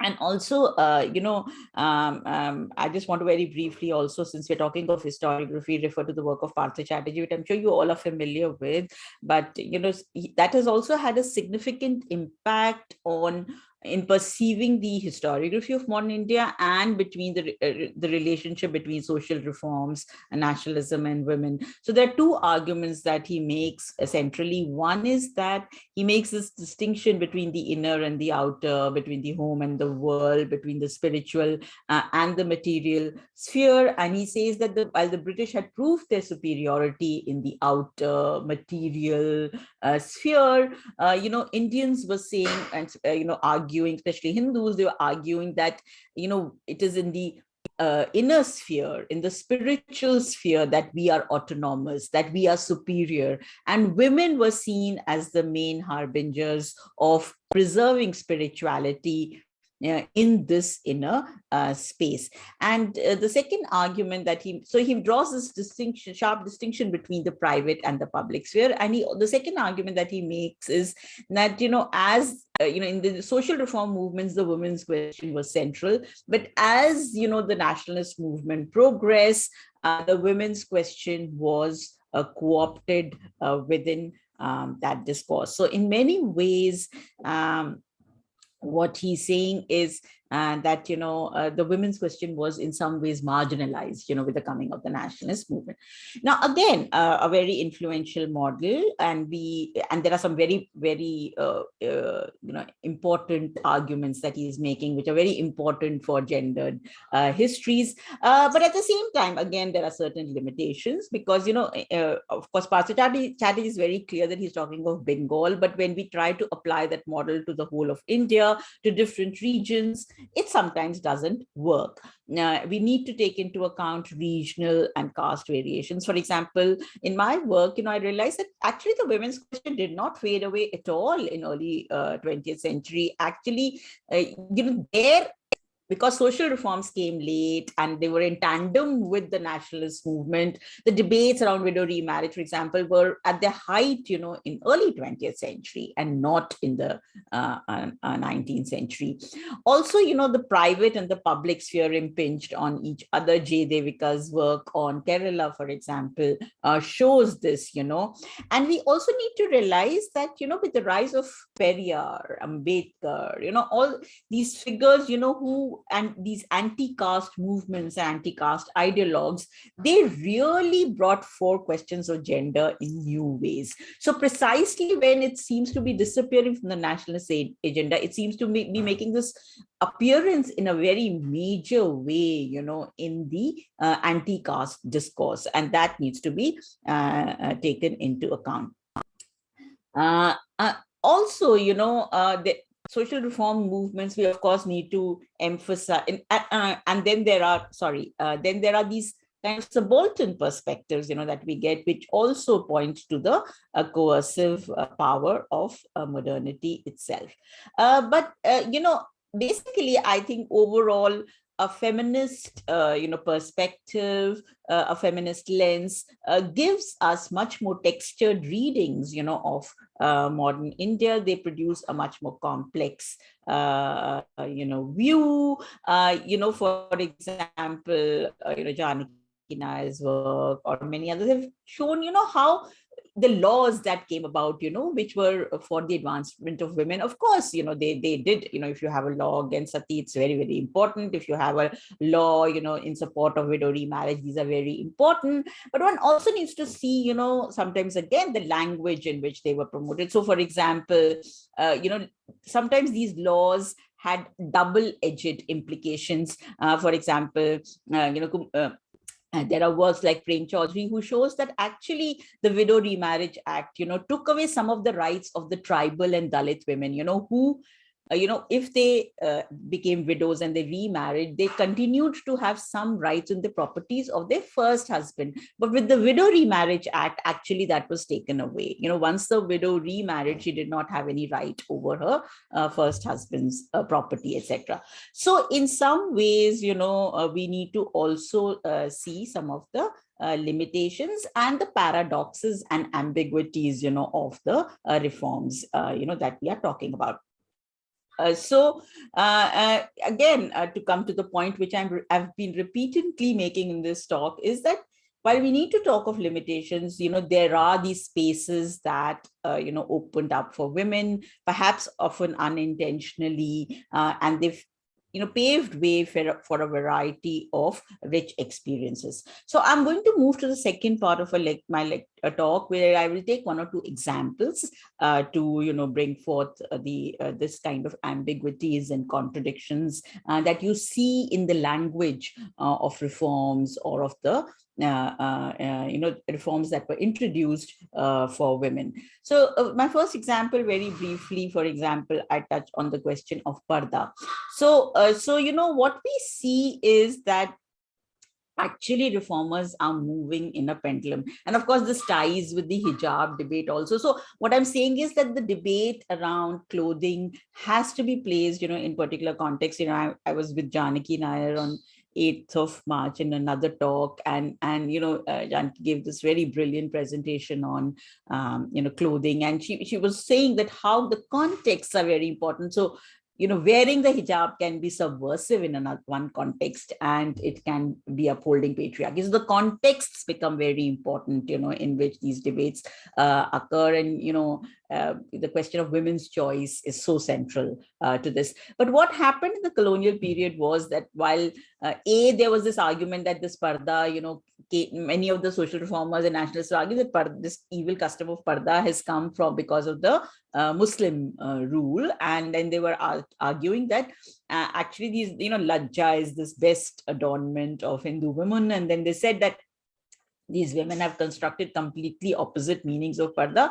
They observe parda at home, but when they go out, they do not observe parda on the streets, on the public ghats, on railway stations. So there is this anxiety about women moving in the public space. And some of the women reformers also, are expressing similar anxiety. So, for example, there was this article in Stree Darpan, which was one of the leading women's magazines of the early 20th century. And it says that, that how women have constructed this completely, oppositional meaning of parda. They would, they would sing so-called dirty songs. They would go in the market and they would, there they don't feel any shame. And then they observe parda, when they're back home. And, there were these kinds of cartoons as well, that how women, when they go out, they bear themselves, and how, this needs to be stopped. So again, what I'm saying is that these arguments are betraying anxieties about women's behavior, movement, and relationships outside the home. Or, for example, the coming of railways, that caused a lot of anxieties, because the coming of railways is, of course, you can move much more easily, but it is also, in some ways, while caste taboos were, repeated often in railways, but it was a space where they could also be potentially broken. So, and women were traveling, pilgrimages became easier, and women, so there is again this kind of fear that, an anxiety that while traveling, women should observe parda. So what I'm saying is there is this ambiguity that you see where there's simultaneous condemnation and there is endorsement, this. Let me lastly, move very briefly to the example of, women's education, which really appeared very high on the agenda of social reformers. Before this, there was some education, in the form of Zanana education, which was, informal education given at home. First formal schools were actually opened due to the efforts of missionaries. But soon, the Indian reformers took a lead in this. But as I've been stressing, in the first part of my lecture, you need to see the language in which these reforms are being promoted. So largely the language is that, we need to educate women to make them better wives and mothers. So it is not, and it's not just to Hindu women. I mean, there is this great Gail Mino's fantastic work on Muslim women's, education. And again, she says that how the early generation of Muslim reformers, Sir Sayyid Ahmad Khan, Nazir Ahmad, Altaf Hussain, all of them, either argued that Sharif Muslim women should be educated within their homes, or even if they received education in schools, it was largely geared to make them better companions and mothers. And also there was, so education was highly controlled from a male perspective. Barbara Metka, for example, shows, how this Maulana Ashraf Thanvi's, book Beheshti Zevar, which was, written in 1905, became very popular. It was gifted to these Sharif women, on their wedding night, so, which basically promoted a thoroughgoing Islamicization of Muslim women, and basically taught them religious duties, so in many ways, education is not geared to employment, but it is largely to make them better wives and companions, so that they can be, or it is, religious education, so that they could read these religious texts, etc. There was also these fears about what, education could do to women, so there is this, that there will be deterioration of so-called morals, and we will lose honor and privacy of our homes, and so you do get these kinds of arguments. So while there is this kind of promotion of women's education, there is also these fears about it. And there was this argument that even Basin, for example, is saying that how the girls' education should be on nationalists' lines. So again, a number of reformers are adopting this kind of rhetoric, when it comes to questions of language, questions of education. And it was said that that men have been so burdened with education, and we don't want the same thing to happen with women. And also, again, it is a reiteration of this argument that it is in the private sphere that like, actually this is a satire on the Indian man, who behaves like a king at home, and when he's outside, he is the servant. So in many ways, there is this kind of anxiety, and a lot of cartoons are, for example, published, and I'm talking largely of North India and the Hindi print sphere. But what you see is there are these kinds of cartoons where there is this argument that, look, an educated woman, the man is serving her tea. So what, but this is made out to be something, the disastrous consequences, so-called disastrous consequences of education. Or, for example, in another one where the man is looking after the child, perfectly fine, but that is made out to be one of the quote-unquote negative consequences of education. There's also this kind of caricaturing of the modern Western woman, which is linked to education, which takes place in this period. So there is this fear of the modern woman, and you have this kind of poetry, so again, it's also linked to questions of conversion. It is linked to women going out, watching theater, etc. So there are these that, what, so there is this kind of caricaturing of the, what happens, if you're too much educated, and what happens. So I just want to share with you these series of cartoons that were published in Chand, which depicted the routine of the modern educated woman. So for example, she takes bath at 7 a.m. she decorates her hair at 8 a.m. she does her makeup at 9 a.m. She goes to college at 10 a.m. She goes for a drive at 5 p.m. She listens to the radio at 8 p.m. And she reads novel, at 12 night. She seems to have a very long day, it seems. But then where does she have the time for household work? And it's significant that Charkha, is depicted, as that model. So again, linking household work to nationalism as well, that then you don't have time to do all these things. So in many ways, and what we see is that this time there is a flooding of didactic literature. And again, I'm taking Hindi, but it's across regions, in many regions, this kind of didactic literature in various Indian languages comes up. And again, they are repeatedly saying that, how the house is this temple, and the main education, the purpose of education is to increase morality. Or another example, where it's saying that, these BA, MA degrees are not needed. We actually need women, who can do this kind of sacrifice, who can, so, there is this whole kind of more, education is given a moral fervor that needs to be taken into account. But I don't want to stop here, because again, this would, you would, if I stop here, it would be just emphasizing the limits.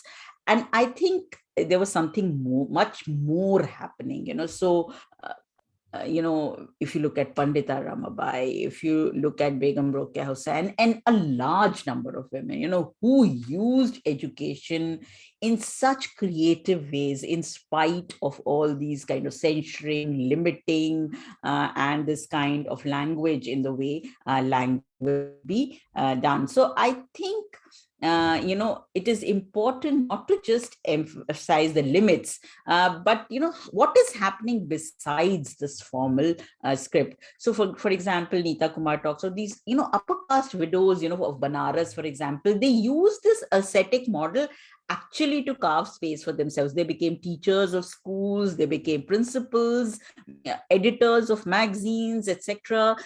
Women are first, when they're going to school, when they're first time meeting other women who are outside kinship relations. They're making friendships, they are becoming publishers, they are entering into these arenas of publishing, writing, and of course limited number of women, but this opened up endless opportunities for women. So we have to, there were these elite Muslim women like Azizun Nisa, Begum of Bhopal, B. Aman, B. Ashraf, who educated themselves, against all odds. Tanika Sarkar has written about Rashi Chundri Devi, an upper caste, Bengali woman who taught herself to read and write in great secrecy, and she chronicled one of the first early, autobiographies called Amar Jeevan. So in some ways, some of the middle class women are, using this to become visible in the public realm, and there were these letters being written by women in which they stress their right to feel, and it did allow a space for solidarity in a covert and tentative way. So there are these kind of dynamic women, who flood in this period. They just had to fight against so many odds. We continue to fight it. Again, the hijab controversy brings that out very well. The relationship between education and how clothing becomes a way to actually limit, women's education. So in some ways, I think, look at a figure like Pandita Ramabai, a remarkable figure, much ahead of her times, who was a Brahmin by birth. She marries a Shudra. She becomes a widow at a very early age. She's shunned by her community. She converts to Christianity. She's determined to learn English and medicine. She travels to England. She writes a book to fund her education. And so, in many ways, and then she comes back and opens up the school for widows and low caste women. So again, you just see such a radical figure, and I think education plays a very important role in that. So even while reading habits of women were being controlled, they were actually moving in different directions. Publishing print publishing opens a whole new world. Many more books being published. You free syllabi, and you can ask women to read prescriptive texts. But once women are educated, it is very difficult to control what they read and the uses they put their knowledge to. They are reading romances, they are reading so-called obscene literature or semi-pornographic literature. They are reading everything. So in some ways, I think print and education revolutionized, reading habits, and it penetrated into all sorts of times and spaces because of its sheer portability. And so while education may have been intended to reinforce the power of the male over the female, it actually empowered the female beneficiaries in ways perhaps unanticipated by the reforming patriarchs. So it created predictable but undeniable opportunities for some women. And so just to conclude, I can say that, I think gendered perspectives can provide us with much more nuanced and layered understandings of any history. Gender histories also teach us to be innovative with our resources. They expand our archival arenas. They compare us really to include, indeed, center, materials that are often erased or elided in archival research. So in some ways, they teach us to read between the lines, to include archives of emotions, of memory as testimony, and creatively use, different archives. I think another thing about gender history is very important, and I think that is that it teaches us not to just focus on cataclysmic events, or from the pages of history, but also to talk about the mundane, the everyday, and the anecdotal, about intimate spaces, so in some ways, they just, tell us to read histories of the everyday as well. And also, I think gender histories tell us that gender is definitely not an autonomous entity, but how it is deeply intermeshed with caste, class, and religious identities. And also, that, so for example, questions of femininity have become as important as questions of masculinity as well. So while, in this period, there are, of course, attempts by the British colonizers, by Indian patriarchal forces, and sometimes they actually colluded with each other to bring in new kinds of patriarchies, even while adopting a humanitarian language. I think, there were these tensions in the script, in the narrative, where, these kinds of reassertions of patriarchal norms faced constant resistances, where, and it is these that offer us arenas of potential, possibilities for imagining our present and our future. So I'll stop here. I'll quickly take any questions if they are there. So, okay, there are some. I think most of them are, okay.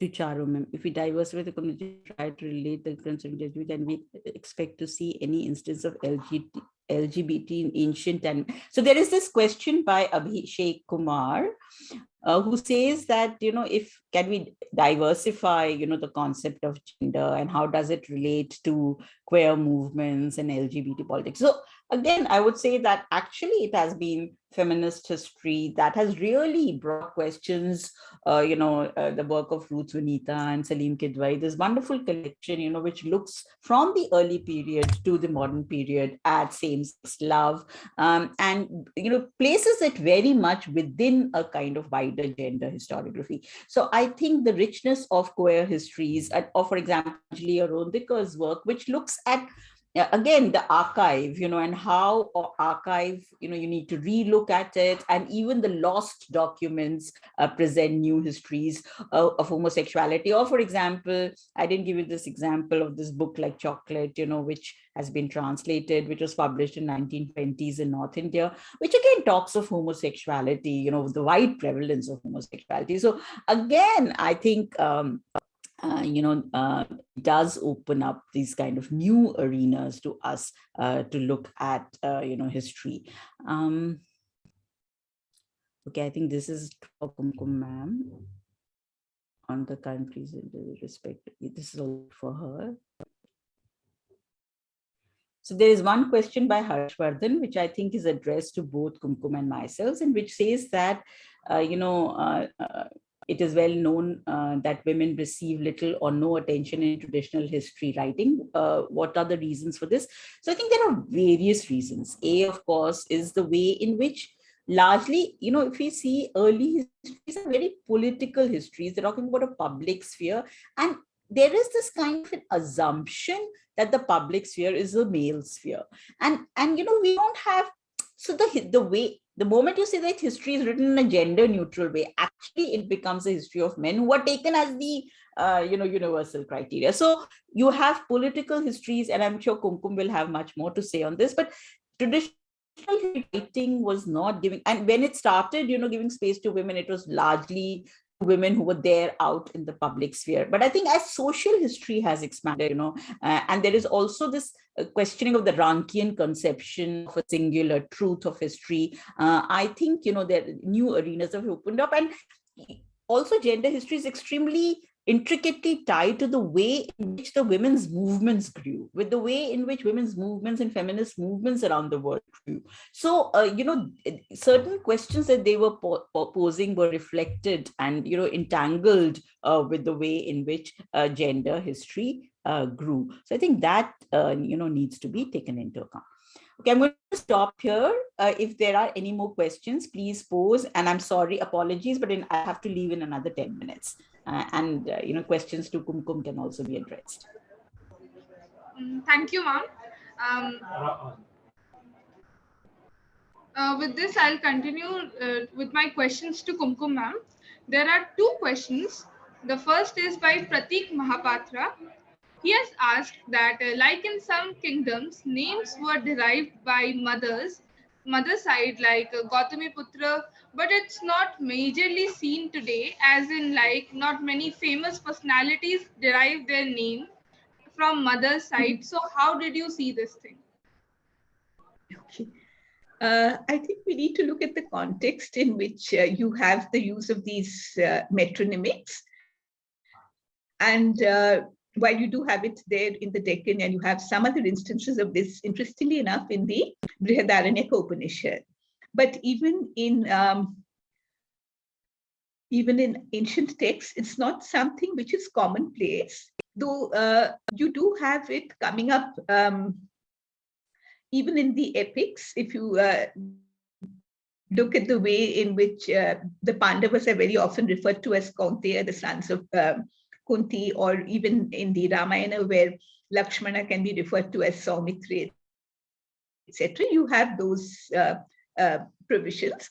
Why it would have given way to a different practice, I think, is because, again, in the colonial context, there was a way in which names were used for a different purpose of identification altogether.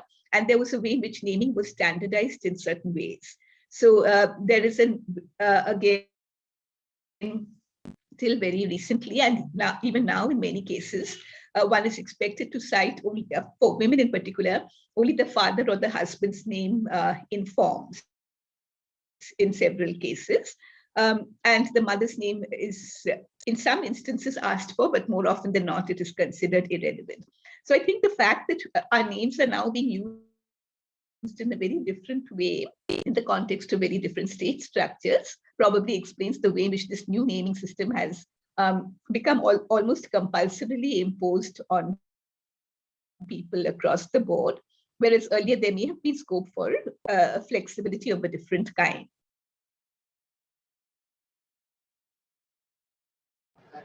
Thank you, ma'am. Moving forward, there's another question by Khushi Seth. Khushi Sa, I'm sorry. How Indian women historians have reflected on the country's history and culture with respect to ancient Indian historiography? I think this is an interesting question, but I think the difference is not so much whether one is a woman historian or a male historian. It's a question of the perspective one is adopting.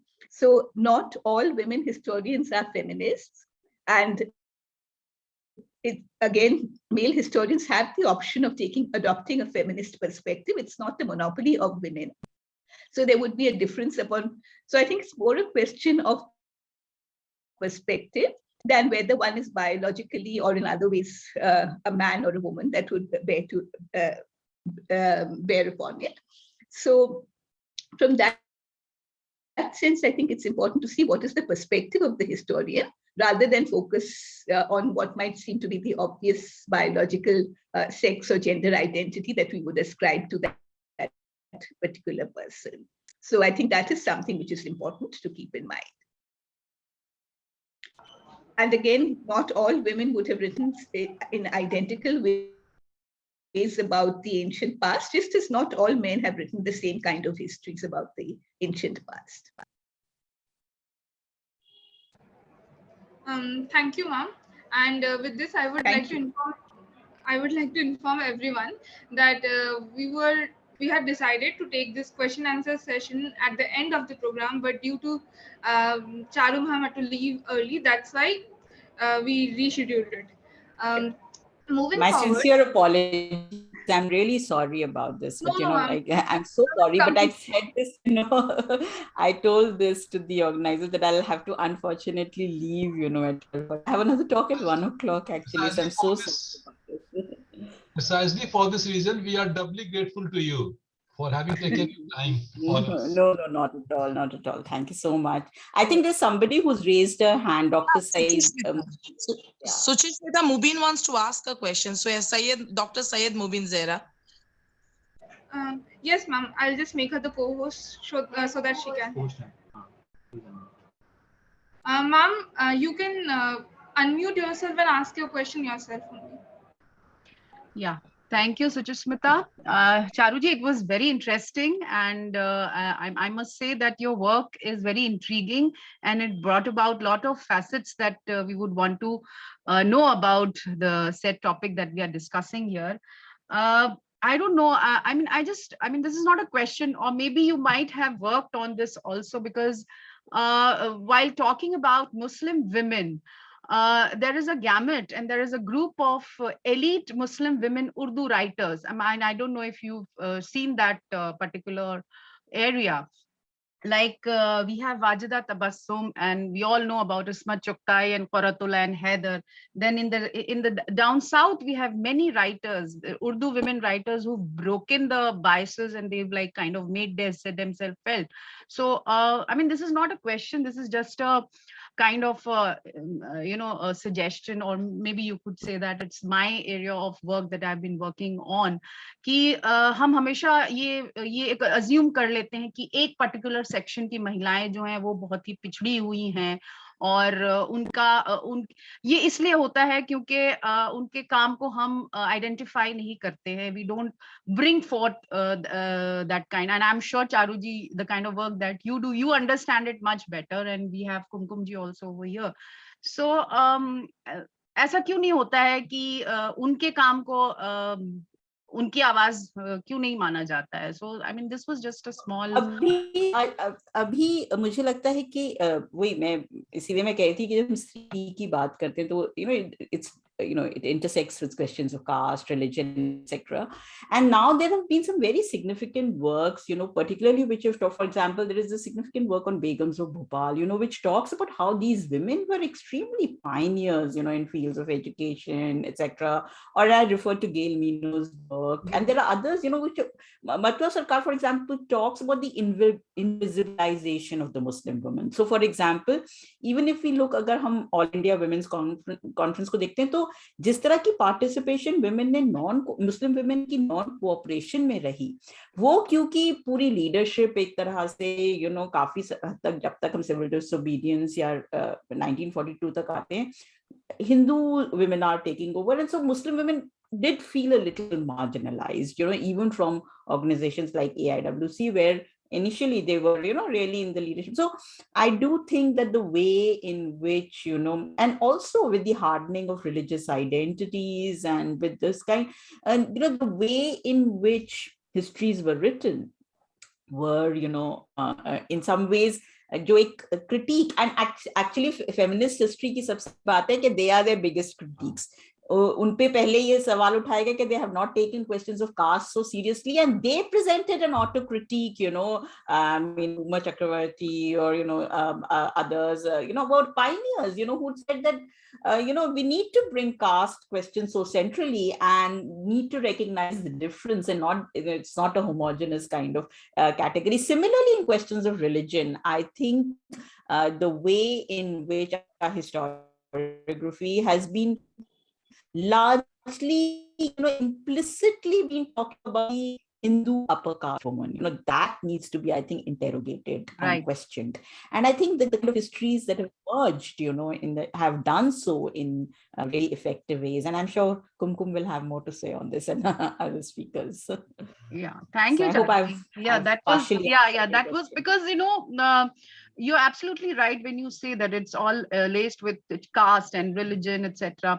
But I personally feel, and with some body of work on this area, I personally feel that there have been very brave Muslim women who have in fact broken the clutches of religion and caste. तो है, north में है, south में आप इसको ज्यादा नहीं देखते हैं, लेकिन मुस्लिम माशरे में आपको साउथ में इतना नहीं मिलेगा, नॉर्थ में है कास्ट सिस्टम, मुस्लिम माशरे में भी है, लेकिन मुस्लिम महिलाओं ने इसको काफी तोड़ा है. For that matter, Ruchika is here. We don't talk about Azizan Mastani, who's a dancing girl, who's a nautch girl, and who goes and who fights with the British soldiers.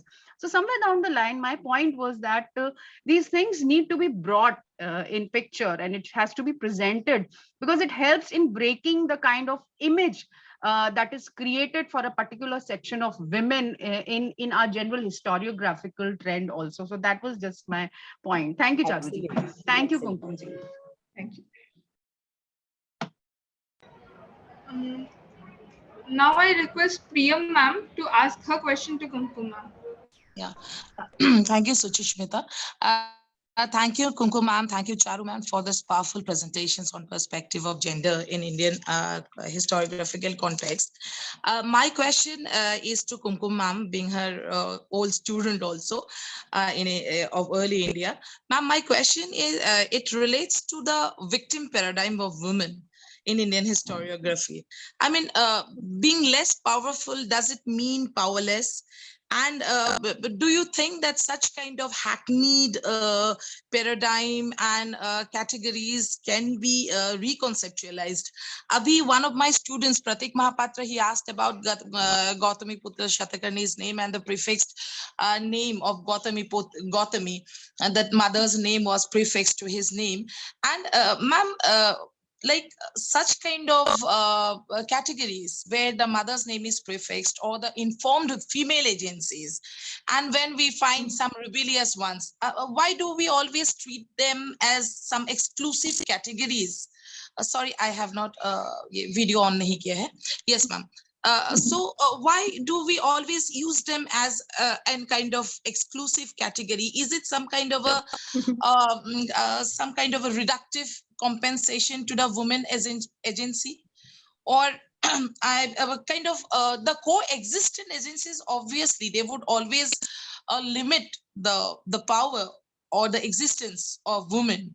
But does it actually mean that the agency of the female or the feminine has been so very powerless?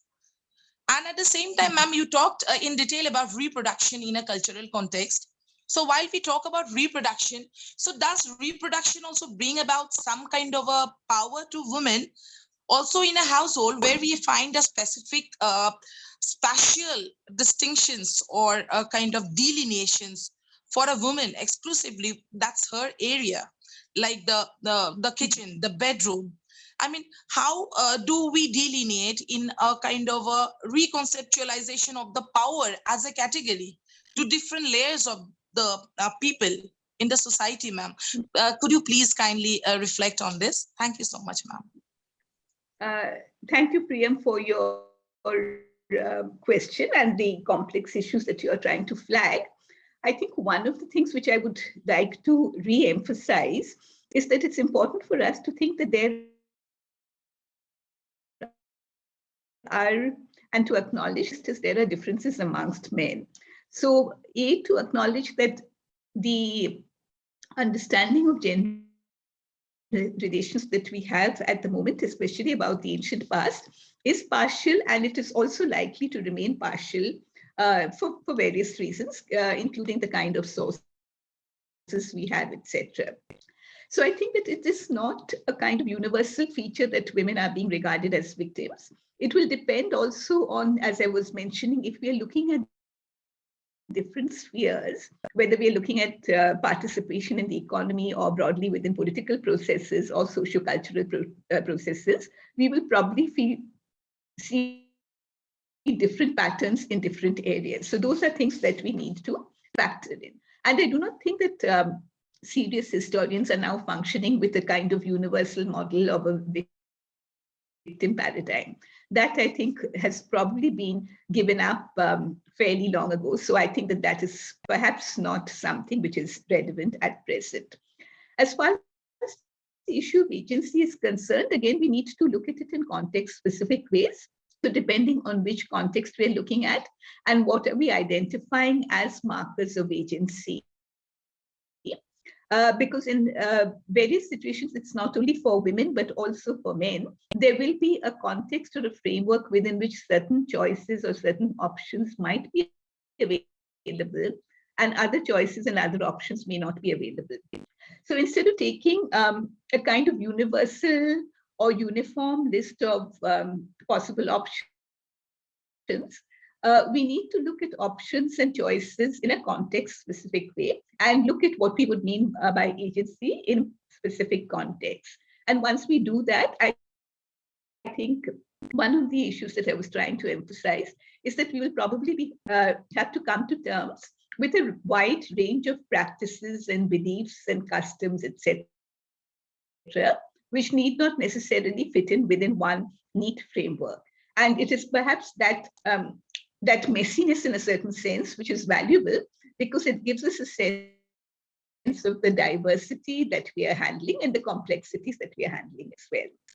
Again, as far as reproduction is concerned, I think even if we go back to that one little example that I took about the fact that the Shastras are mentioning 12 different kinds of sons, and these include sons that are born prior to marriage, sons that are born to the widowed woman, then sons born in a whole range of permutations and combinations, really, apart from the one which is regarded as the most legitimate, which is the son born to the woman who's a virgin at the time of marriage and who belongs to the same varna. So you have all of those variations that are mentioned. And once we take that into account, it gives us a sense that reproduction, on the one hand, there is an attempt to control reproduction, there's an attempt to try and define reproduction. But on the other hand, you can see that it is constantly slipping out of that one single neat framework. And it is these variations which I think we need to highlight and take into account. As far as the spatial categories are concerned, again, the kind of domestic arrangements that we would have would vary from different classes. There would be variations There would be variation according to castes, possibly according to communities as well, and obviously regional variations as well. So the way in which the domestic space is structured would again be culture specific, context specific in different ways.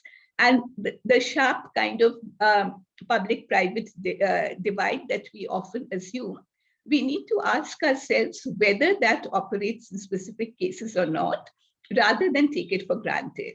And again, we should keep our eyes and ears and all our senses open to the possibility that there can be variations. So basically, what I think would be an important task for all of us who are interested in histories of gender is to try and recover these differences, to acknowledge these differences, and also to try and understand them in some way. Thank you. Thank you, ma'am. Thank you so much. Thank you, ma'am. Moving forward now, I would request Shivangi Tripathi to introduce our last speaker.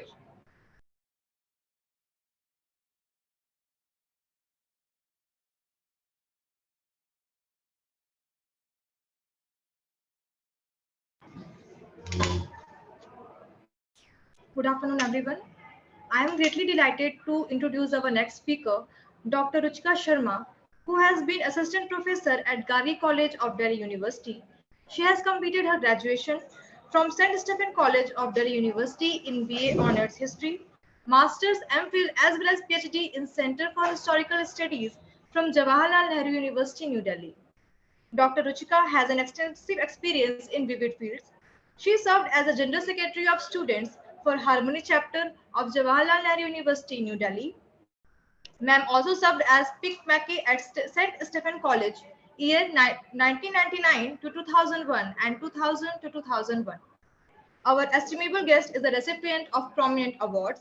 She received Nehru Memorial Museum and Library Academic Research Translation and Book Writing Fellowship to write Bequeathing Intimacy Servicing the Empire, Concubinage, Race and Law in Early Colonial Bengal. Now, I would request Dr. Ruchika Sharma to take over. Thank you so much. I would not be using a PowerPoint, but is it okay if I display the title of my talk? Thank you. Yes, ma'am, it will be completely fine. Thank you so much. Can you all see my screen? Yeah, okay, thank you so much. Yes, ma'am, it is visible. All right, thank you for confirming. So, respected Professor Gyantosh Kumar Jha, esteemed co-panelists who I'm thrilled and nervous to, be speaking with today. Dr. Kunkum Roy has been my teacher, and both Dr. Charu Gupta and Professor Roy have been one of the most inspiring scholars. And Kunkum Roy ma'am has also taught me in JNU. So I'm absolutely, happy that ARSD College has invited me to be with two of my favorite scholars today. Dear colleagues, and even more dear students, today I'm going to be speaking on doing gendered history in medieval India. My own research has been on the legal sources in early colonial Bengal and on Nach girls. So I engage with primary sources from 17th, 18th century onwards. But today, as I was requested to focus on medieval gender history, I will try and talk about how do we do gendered history as far as medieval India is concerned. And again, the word medieval, rather than going into the semantics of the medieval term and how problematic that term can be, I would focus on certain aspects. I don't think it's possible or is in the scope of this conversation to pick up each and every aspect of medieval gendered history, but I'm going to try and do that for you. So this is the theme I'll be speaking on. It'll be great if your questions you can share with me in the chat box. It'll be lovely to hear your feedbacks and your comments as well. I'm going to stop sharing as I speak with all of you. So I think I want to start by looking at this idea of, what is gender history? Are we looking at gender history or gendered history as a prescriptive or descriptive roles of how, men and women should be? I think not. I think when we try and say we want to look at gender in history writing or gendered history, as Professor Nancy Cott would say, gender history is a terser way of saying a gender conscious history, history that takes gender and gender centrally into account. So when I talk about, let's say, a particular source, a particular way of writing history, can we look at the gendered aspect of that? Now, Professor Nancy Cott also highlights that, many a times we sort of pit women's history versus gendered history.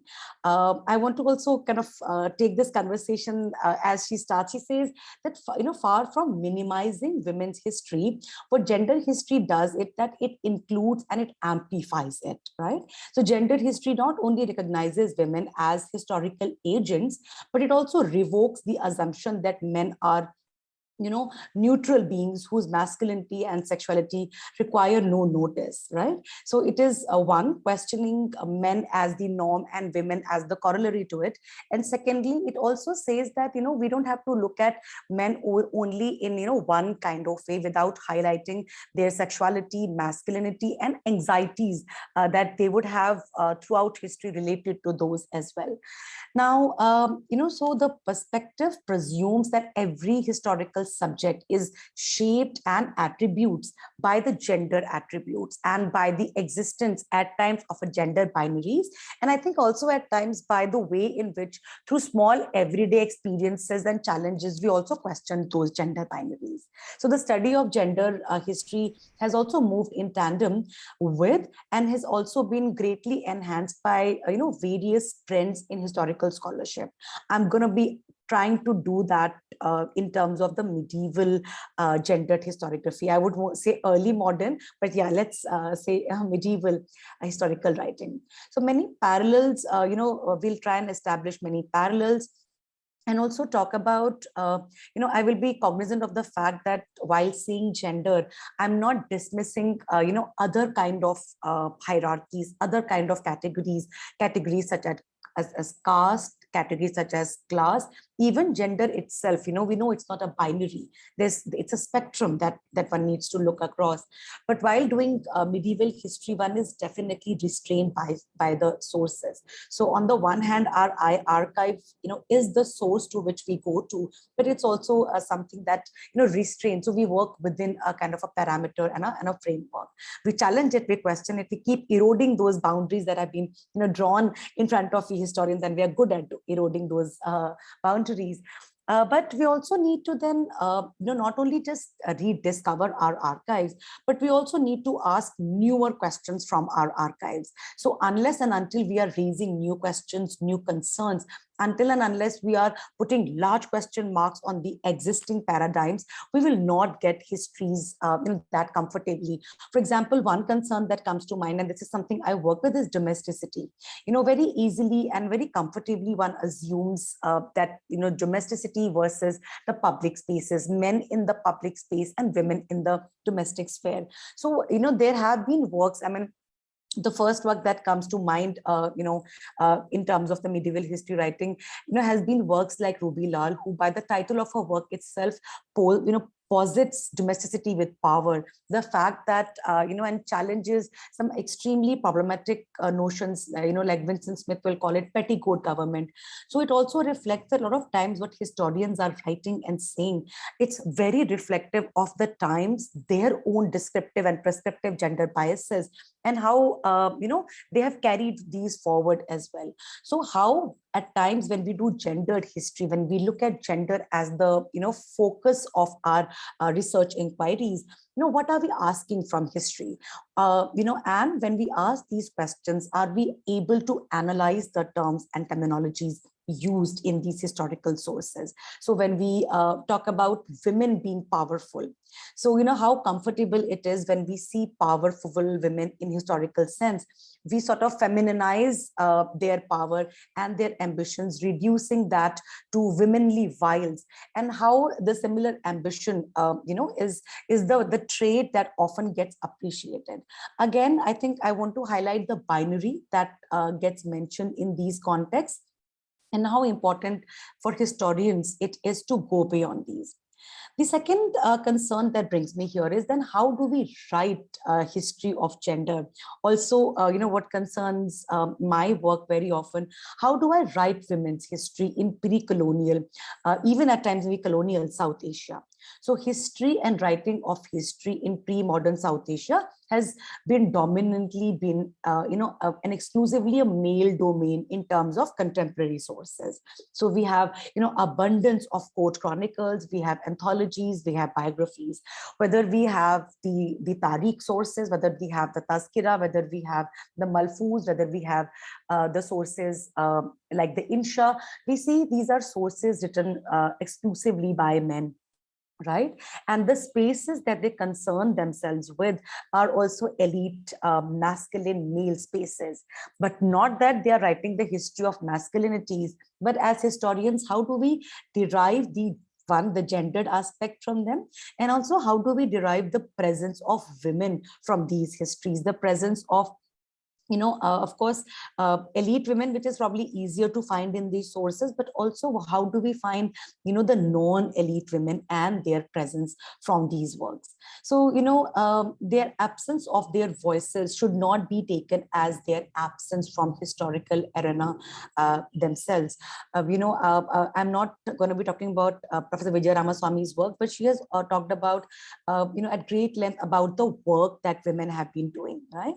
And this work has been talked about also by Professor Irfan Habib when he talks about gender in medieval Indian history. But I also want to probably raise this doubt here that the work that women do outside the boundaries of domesticity, is that the only way we look at women working in historical eras? Yeah, I know again the archive and sources are the problem, but we do need to contextualize and maybe expand the scope of our sources. How do we bring in the folk traditions, the folk narratives? How do we bring in the folk songs? How do we bring in the history that is beyond the boundaries and four walls of the elite spaces? So yes, these are some of the questions that I will try and talk about. I hope I'm able to do that.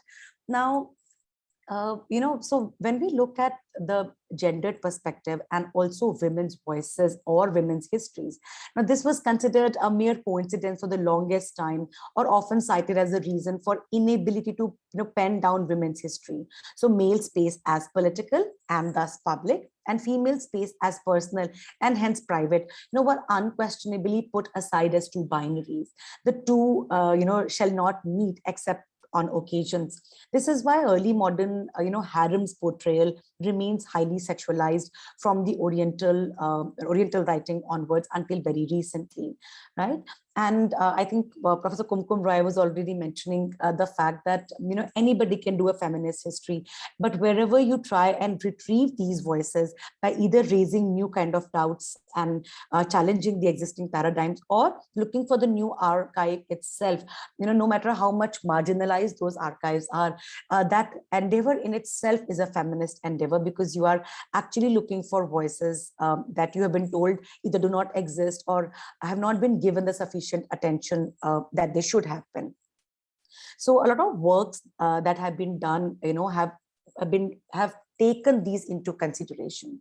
Similarly, I feel that there also have been a shift in the approach that we have had, the way we study the notions as empire itself. So if you look at works like Stephen Blake, who talks about patrimonial bureaucratic empire, and I really like the idea that how the word patrimonial, being used here, although again, critiqued and challenged for the fact that, the paterfamilias can be used more comfortably for smaller and, more compact spaces.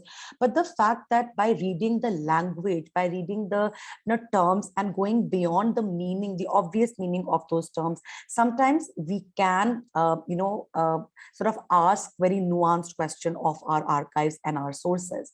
So when we look at the way in which, Akbar is studied, when we read Abul Fazl, for example, the way Stephen Blake looks at it, the fact that this emphasis on Akbar's being a fatherly figure, not just it's an emphasis that remains non-religious. So comparisons such as the gardener, a shepherd, the ruler as the khidmat guzar, the one who serves. In South Asian context, the notion of serving, is largely gendered and also caste-based. So people who would serve you will either be women or will be those who come from marginalized caste identities. So here you have the emperor being called the khidmat guzar. So you're paying the land revenue to the ruler, not because he's the ruler, which he of course is, but you are paying him the tax because he's the khidmat guzar. He's servicing you, and he's serving you. So I think this is a very interesting way to bring another dimension, not just to the kingship, of course, but it's also bringing another aspect of masculinity. And I'll talk a little bit about that in a while as well.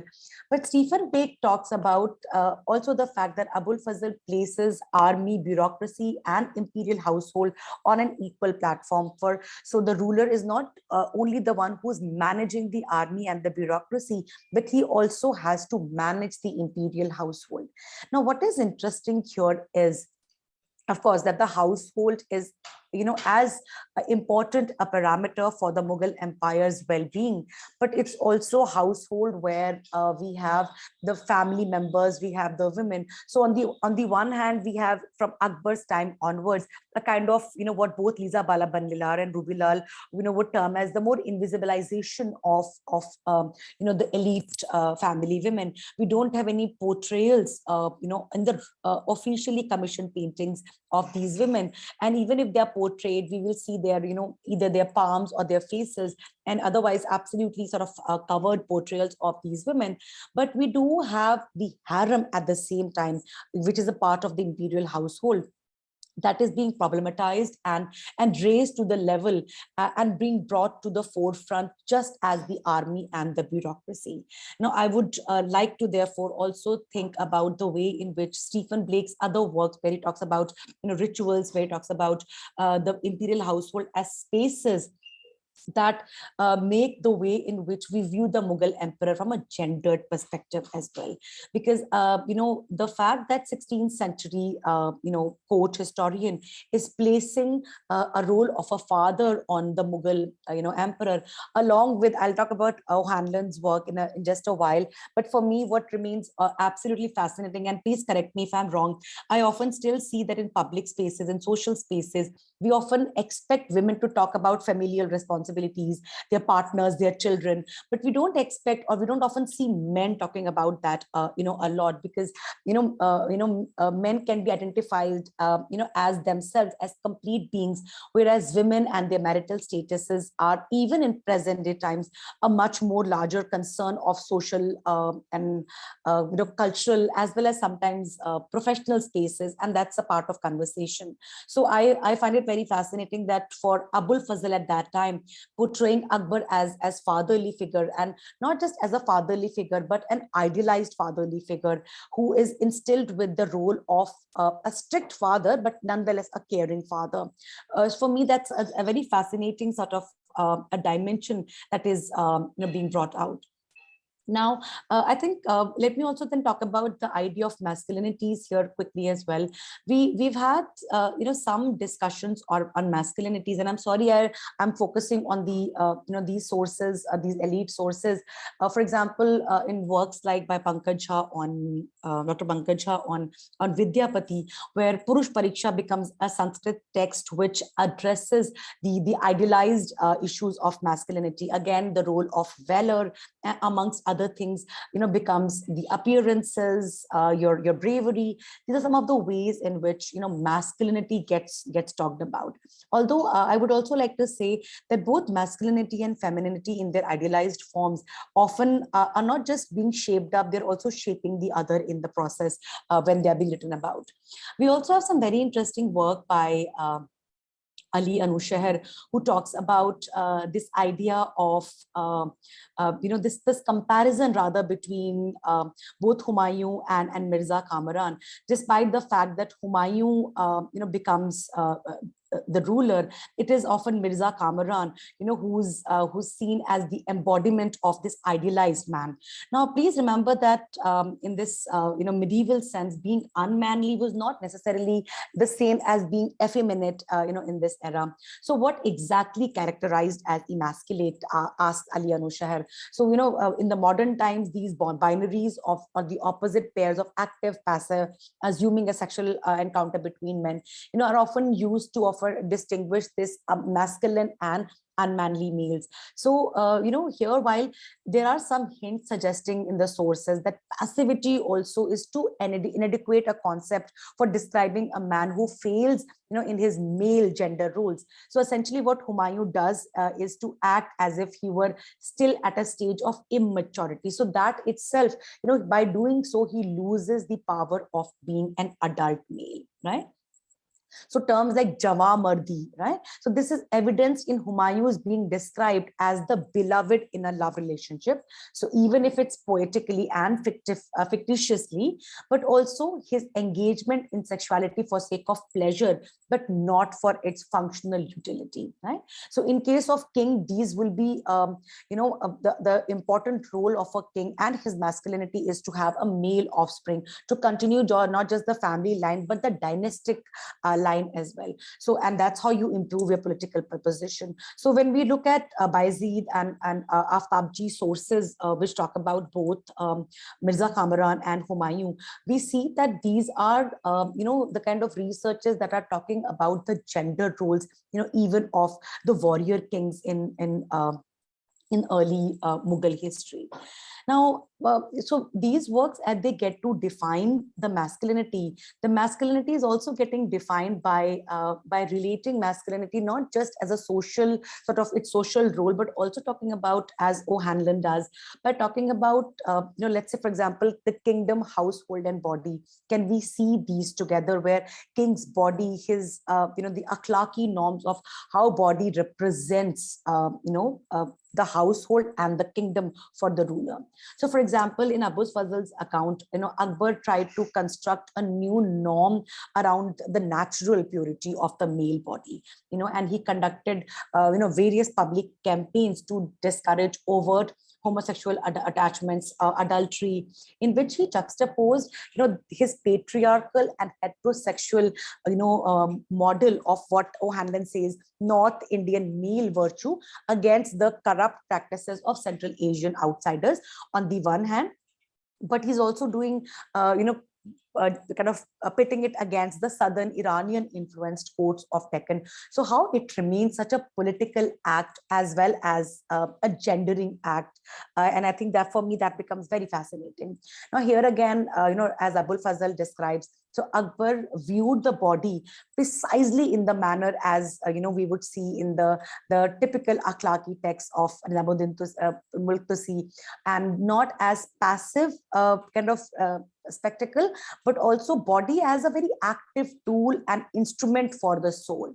So the Mughal efforts here were also to project, an honorable idea of manliness, which was the monopoly of the imperial service and was an extremely ambitious strategy, right?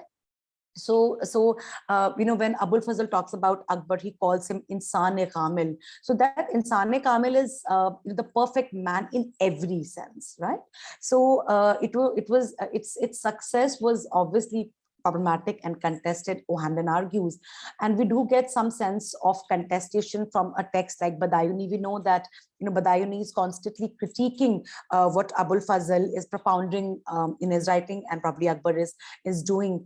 Although, yes, I would also like to keep in mind here, and I would remind that these are texts that remain elite texts, and these are also normative in the sense that they're creating an ideal, right?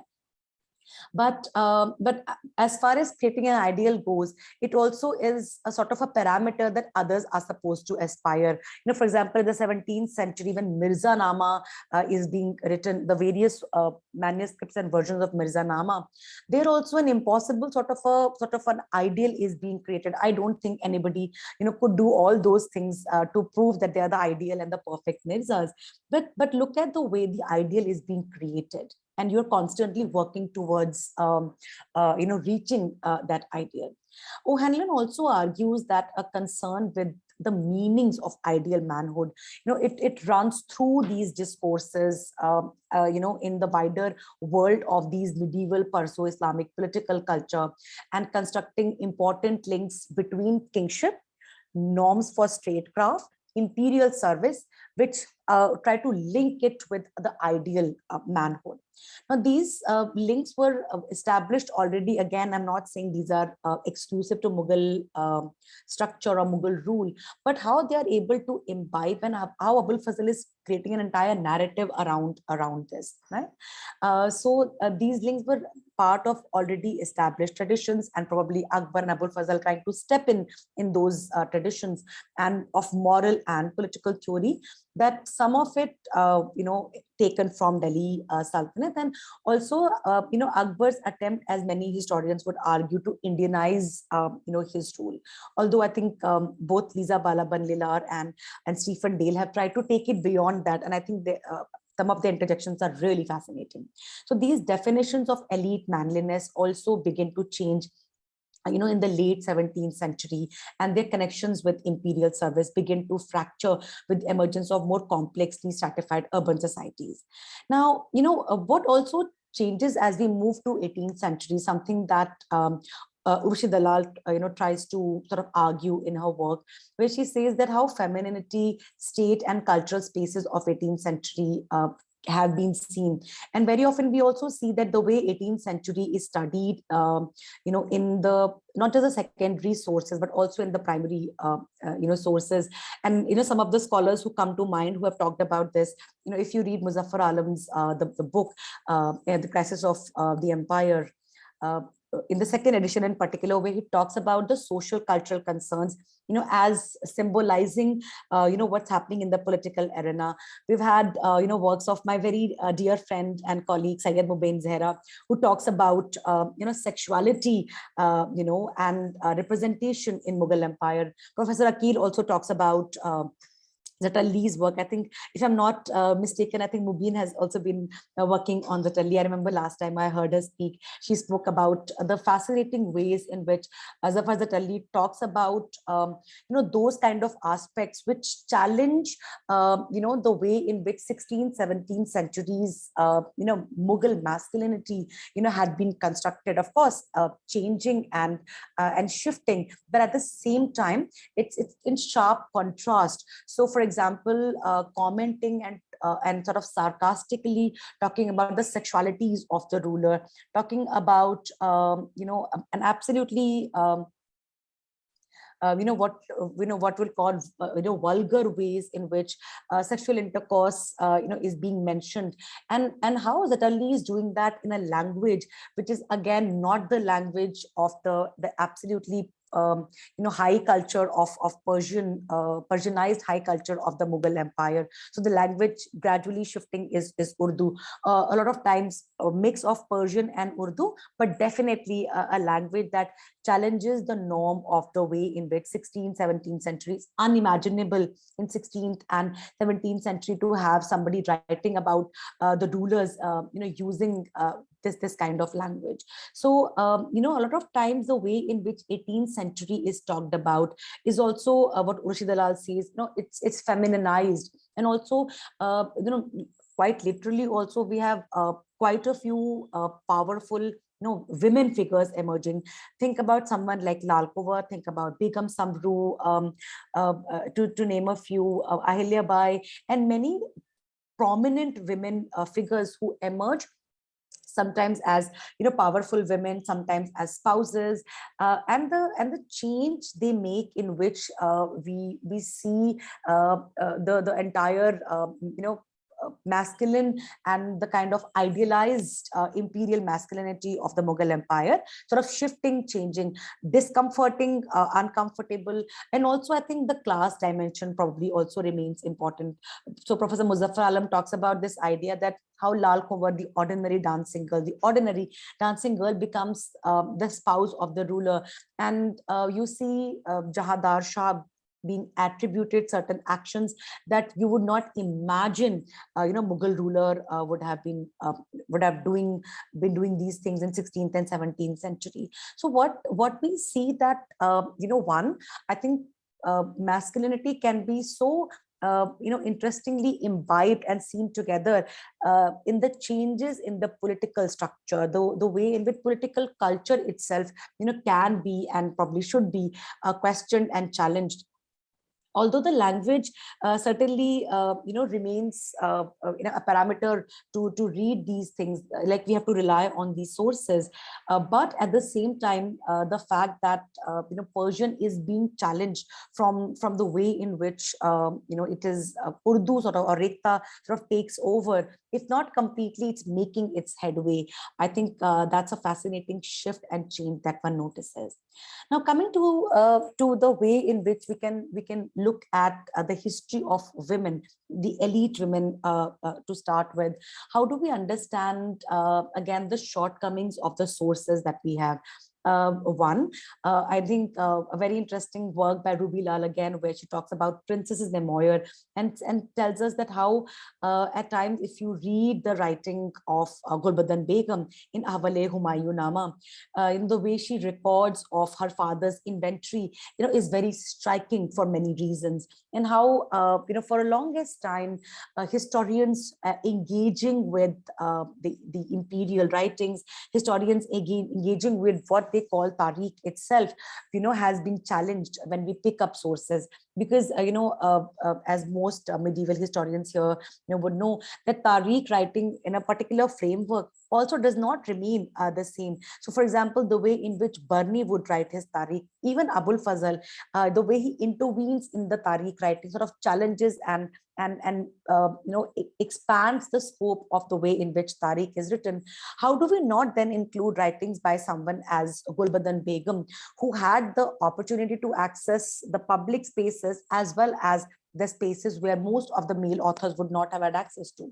So keeping these in mind, Gulbadan Begum's inventory of, for example, her father's inventory that she writes about becomes very interesting. So it brings to life questions of correct deportment in how to prepare the gifts, the manner of presenting, and what is the correct manner of accepting the present as well. So it remains, central to the sensibilities of the Timurid Mughal world. And remember, the early, years of Mughals in Hindustan. So it is particularly notable, says Ruby Lal, for depicting Babur's domestic life. Now, these are some of the glimpses that no other source would be able to offer us. It offers us, a social aspect to the ruler, as well as the life function. And, as both Ruby Lal and Liza Balaban Lilar would like to argue, the way in which the harem spaces, the social cultural life that women are leading, is also sort of running parallel to what's happening in the court culture, in the public spaces. And I think give some more examples here as well. So Gulbadan Begum gives us glimpses of a range of powers, domestic relationships, associations with older people, younger people. The list of gifts also gives us, a very good idea about the centrality and hierarchy of some of these relationships to Babur. What instruction Babur is giving, so how these jewels are being presented, how to decorate these, who are to be given what. The sisters, the kinsmen, the wives, the heads of various households, the nurses, children. Now, these dimensions of the social the arena of the Mughal family is something unthinkable in the traditional Tariq sources. So what we do, of course, is probably to expand, to sort of, navigate through these definitions of what is Tariq and what probably should be also considered pertinent political sources. Though I think the definitions of what we consider important and prominent also need to be expanded. Now, other than that, of course, there have been a lot of other works that talk about the Mughal women, and from the earliest works, for example, which talk about women, in their hobbies, their, I'm sorry, I want to check, am I doing good for time? How much time do I have? Sorry. Time is not an issue here, ma'am. Okay, so I don't want to sort of overextend my time as well, but thank you so much. So when we look at the histories of Mughal women, initial works began to talk about women's role, but again they were very gender segregated spaces. So women's hobbies, their clothes, their concerns with family.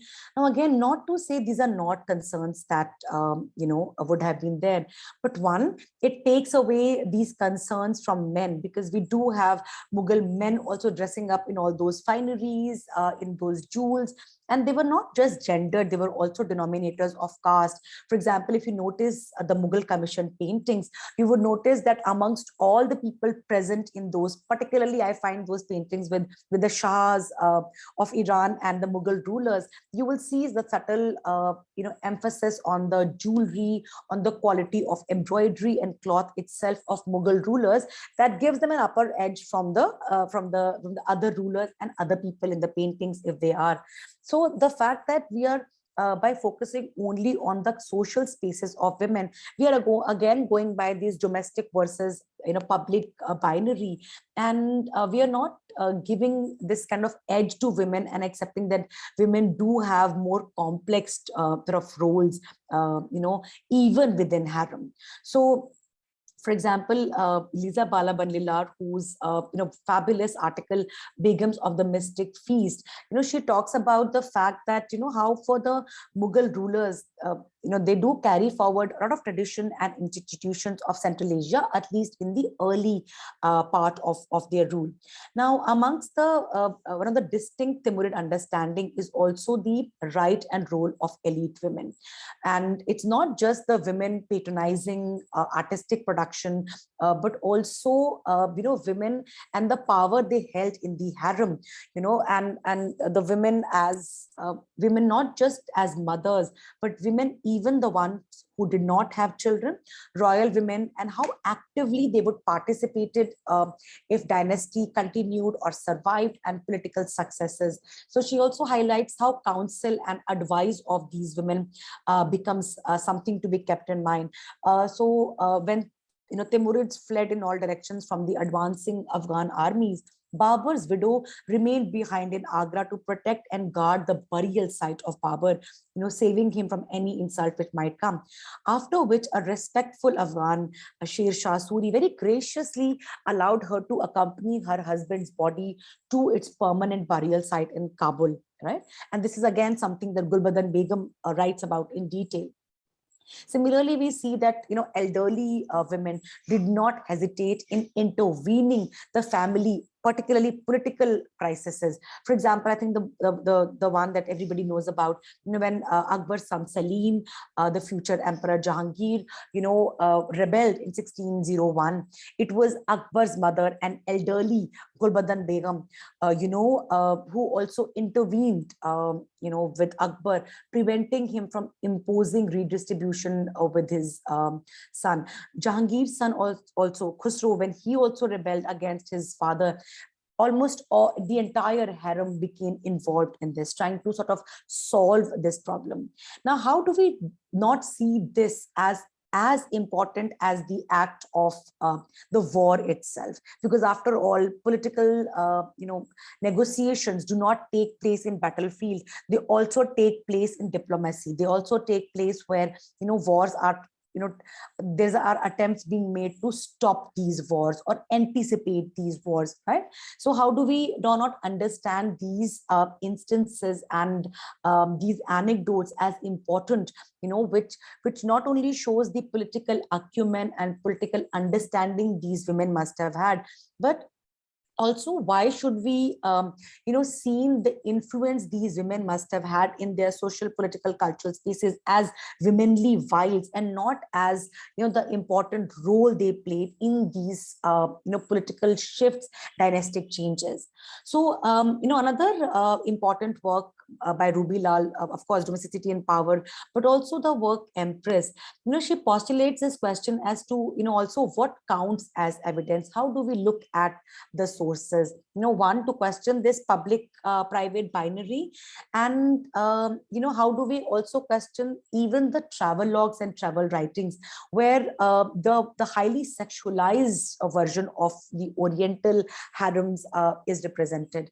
Now, of course, just to briefly problematize that as well, often when you read the descriptions of harems of the medieval kingdoms by the European travelers, we often see these descriptions regardless of whether it's Ottoman harem, whether it's Mughal harem, they remain the same passive, sexualized, decadent sort of atmosphere and spaces, and how these are also imagined spaces. Men have not had access to these, but these are also the way in which the veiled women get sexualized through these writings. On the one hand, the Mughal Empire, the Ottoman Empire, or other political rulers are being sort of vilified, as licentious, as sexualized, as those who are constantly, being in pleasure. But there's also equal curiosity about, how these women or why these women are being hidden. So Thomas Rowe writes about this very interesting anecdote where he is traveling through a bazaar and he sees these, sees a palanquin where women are sitting inside, these elite women, and he hears them giggle. Now, it was for the first time probably that he feels that women behind the parda have a power. They can see him, but he cannot see them. All right, he doesn't know whether they're talking about him or they're laughing at him, and he is absolutely powerless. But it also sort of tells us the way in which they engage. So rather than viewing the women behind the parda, who can be potentially powerful, the idea is they always see the idea of men imposing this on the women. So here, we see when we read Ruby Lal, revisiting either the Gulbadan Begum, who talks about the household in the way in which none of the other Tariq sources have either tried to do or had access to do that in the first place. Apart from that, I think we also need to review and relook and derive these histories of women from the traditional sources as well. So, for example, when we read Jahangir Nama, we hear 30 references to Noor Jahan. What happens when we pick up these references, read these references, and contextualize these as well? Other than that, there have been also works by people like Sunil Sharma, who talks about works like Mirat al-Khayal, which was a tazkira that mentions 136 poets written by a Mughal official, Sher Khan Lodi, in 1690-91, where Noor Jahan is mentioned as one of the poets. So again, bringing us to the fact that these women, do have, their active role in the socio-cultural life that needs to be probably looked at. So the imperial dynasty and spiritual connection, also can be one way to understand the political legitimization of Islamic empires in South Asia. And I must say there have been scholars who have been trying to do that. So Professor Sunil Kumar, Professor Harbans Mukhya, Dr. Stephen Blake, Stephen Dale, Isabella Banilar, Afzal Moin, to name a few. We also have works that talk about 18th century. Ruby Lal also attempts something similar when she puts, cultural milieu, social norms, gendered boundaries of heavily Persianized Mughal Empire. We also, I must mention works like Afsha Bukhari, who talks about Jahan Ara.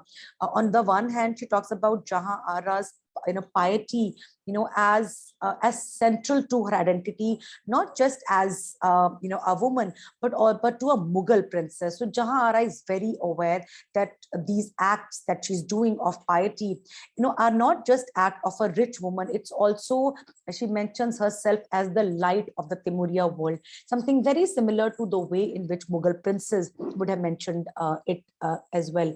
Similarly, one of the ways in which Rubila says Noor Jahan gets attention and becomes prominent in the harem is by conducting marriages of it's financially marginalized women to soldiers. And again, the kind of social and social role that women are playing is quite similar to the way in which the men of Mughal family consider these responsibilities as royal. I think we all know of Noor Jahan killing that tiger, that entire story. But let me also talk about Jahan Ara very quickly here. So when we look at Jahan Ara's piety, Jahan Ara makes this mosque for women to pray in.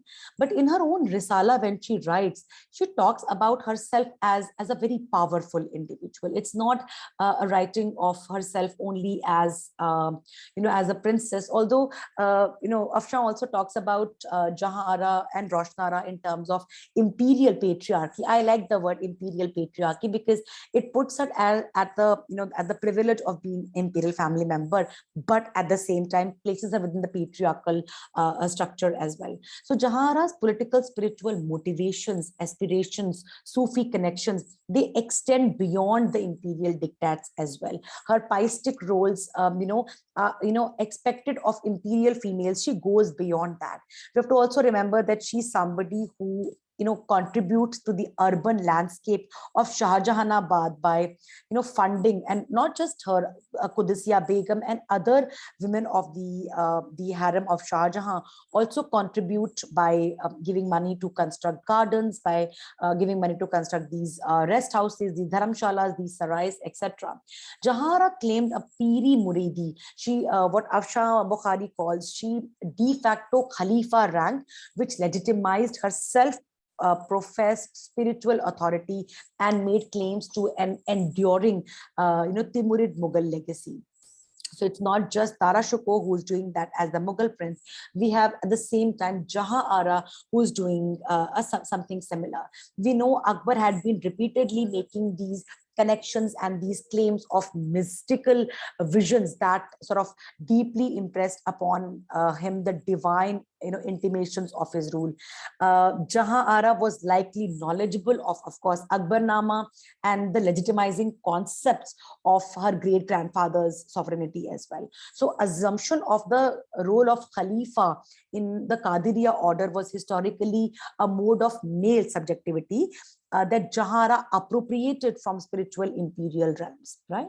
So, when we read the writings of these imperial women, of course, I know these are privileged women, and probably we can't take their experiences as the experiences of everyone. Like I remember, for example, once this discussion was raised in one of the conversations where I was reminded that isn't ultimately Noor Jahan or Jahan Ara becoming powerful because of the men in their lives. Now I would like to see that that's the same reason why Jahangir, Shah Jahan or any other Mughal prince also becomes powerful, right? The familial, the patrilineal sort of continuation of families and dynasties is one of the mechanisms by which power is passed on from father to son. So why should we then challenge or skeptically look at when it's being passed on from husband to wife or from father to daughter, right? So we need to also probably challenge our own biases when we look at these these gendered aspects, one as legitimate and other as gendered. And so maybe these are some of the concerns that I've had when I've been looking at these historiographies. As we move ahead, of course there have been other women like Lal Kubar, to name a few, but I want to come back to the question with which I started. How do we then endeavor writing history of women of course, of the elite spaces, but even of women, outside these elite spaces. One, I think I would like to say that we need to also challenge our question. Very often when we read the history of, let's say, even Jahangir, right? Jahangir's history is fraught with these moralization of Jahangir as the one who drinks, the Jahangir as the one who eats opium, and how that is why Noor Jahan becomes powerful. So maybe we need to go beyond this kind of morality and this kind of language. Even in case of Jahan Ara, even in case of Gulbadan Begum, maybe we do need to read the words of these women. I think I have not touched upon Bhakti movement, but yes, I think Bhakti movement where we read women like Mirabai, women like Lal Dev. There are some names I'm just saying, but of course there are so many more women in the Varkari cult, women elsewhere also who need to be talked about. And probably we do need to talk about gendering both in terms of masculinity and femininity, and talk about both of these, histories of men and women and attributes of masculinity and femininity as well. Like, it has always been fascinating for me that how in the Sufi spaces, if we read, Sufi historiography, how, you have femininity being talked about. So you can love God like the bride loves God, but those spaces still remain masculine. Yeah. So these are some of the questions I think I would like to engage with, and I would probably look for some more works and some more engagements on these themes. I'm sorry, I hope I've not taken too much time. On this hopeful note that we do need to talk about women's and men's history, and then look at history from a gendered perspective, but gender not as a corollary, but gender as within the studying of the mainstream history. Thank you so much. Thank you, ma'am. So there's a question for you, ma'am. It is by Alankriti Vashne. She has asked, what is the role of Mughal hierarchy in Mughal politics? See, of course, hierarchy does remain very important in Mughal politics. And I think by hierarchy, you mean hierarchy in the political space right now. And whether it is from the titles, like the entire genre of Insha literature, the concern is not just, what you are writing, it's also how you are writing it, how you're addressing somebody and how they need to be addressed. Similarly, in the physical spacing, when we look at the, let's say the painting from Pacha Nama, we see that hierarchy gradually, as Mughal state becomes more and more formalized, becomes a biggest concern. So the way in which the courtiers are standing in the paintings with their eyes downcast, the hands are folded. When you compare this to the paintings of, let's say, Babar Nama, where it's difficult to tell who Babar is because everybody is around him. There's a lot of action in the painting. Somebody's turned back, somebody's speaking to somebody else. But by the time we reach Shah Jahan's time, we see that there's a kind of somber atmosphere that the paintings depict. I think for me, it's symptomatic of the way in which the Mughal emperor, the Mughal empire, and the hierarchy itself. So closeness to Mughal emperor is the biggest privilege. The entire argument of the robes or the khillat being given, something that the Mughal ruler has worn as being given to you. So the way in which your closeness to Mughal emperor, both symbolically and physically as well, remains pertinent to the ways in which Mughal hierarchy is also understood. I think the whole concept of medievalness itself is fraught with hierarchy, which is why it becomes even more important when we talk about equality, when we talk about democracy, post-French Revolution, and how in many ways these are the ways modernity is augmented as well. So I hope I'm able to answer your question. Yes, ma'am. Thank you. Ma'am, there is another question. Okay. Can I read the question? I think yes. This is Alamara. Why people of our society not totally accept the remarriage of widow with their open hearts, while the remarriage of male is fine and easily acceptable for society. But when it comes from women, people start questioning, criticizing, and taunt her. Even in this literate era, this happens in some part of the countryside. So how we can make the people come out from this negativity thought and change their ways of thinking? I think that's a very important thing you've raised here, but I think it's also something, by talking about it and by beginning this conversation, I think, Alamara, I would like to say that's probably a very important start to do that. I think also by challenging gender norms, by sort of going beyond these prescriptive sort of spaces and descriptive roles of gender for, I think, all genders. I think that's a one beginning. Also by being aware of our rights, by being aware of what constitutional rights guarantee us is one of the way. But I also feel that it's a very privileged response on my part to be able, it's easy to say these things than to be able to do these things depending upon the spaces that you have been. Yes, Mubin, you're absolutely right. Break the bias. And I think breaking the bias can only happen once we start challenging our own language, unlearning the sexist behavior that we may have imbibed from our upbringing, our society, media, portrayal of women. So I think these are some of the maybe baby steps to start with, but I think these are pertinent steps to be able to challenge and also talk about these things, rather than considering them as taboo issues. That we talk about these things, raise these points. But yes, I realize these are very, very important concerns, and the anxieties, and break the bias, as my dear friend Mubin has mentioned. Yes. There's another question by Rupal. Is presence of outsider women in Mughal harem a point of prestige? By outsider, do you mean women who come from ethnicities other than Turco-Mongol and South Asian ethnicities? Is that what you mean, Rupal? Yes, ma'am.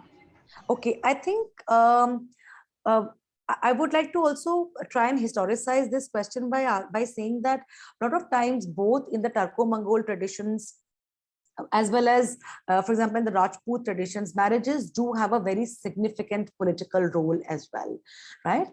Remember, the way in which Timur sort of enters in the political space. He's known as Guregans. Guregans means son-in-law. So by marrying into the family of Chakta, by marrying, some of his, princes of his family into the family of Genghis Khan, political legitimacy could be sought through these marriages. So yes, marriages could actually mean, a rise in status depending upon where these marriages are, being sort of conducted, or these are marriages that are done for political stability. And yes, so marriages can have a role other than, just the fact that these are marital relationships. These are also political, cultural sort of relationships that did have a political role to play. I think that happens both also in Turco-Mongol and also in the Mughal space, when Mughals also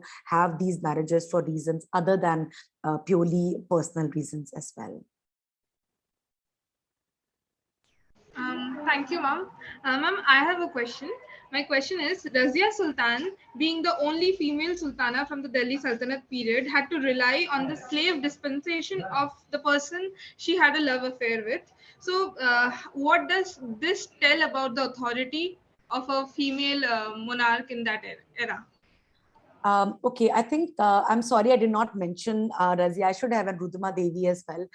But I think if you look at the research on Razia, like if you, for example, read Alyssa Gabby, if you read Peter Jackson's arguments and Professor Sunil Kumar's writing on Razia as well, Razia actually tries to create her own dispensation the way in which the other sultans before have done.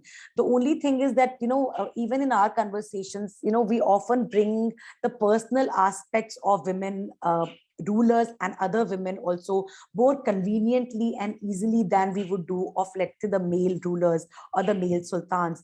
We know that the early sultans of the slave dynasty, they always created their own political spaces, their own dispensation.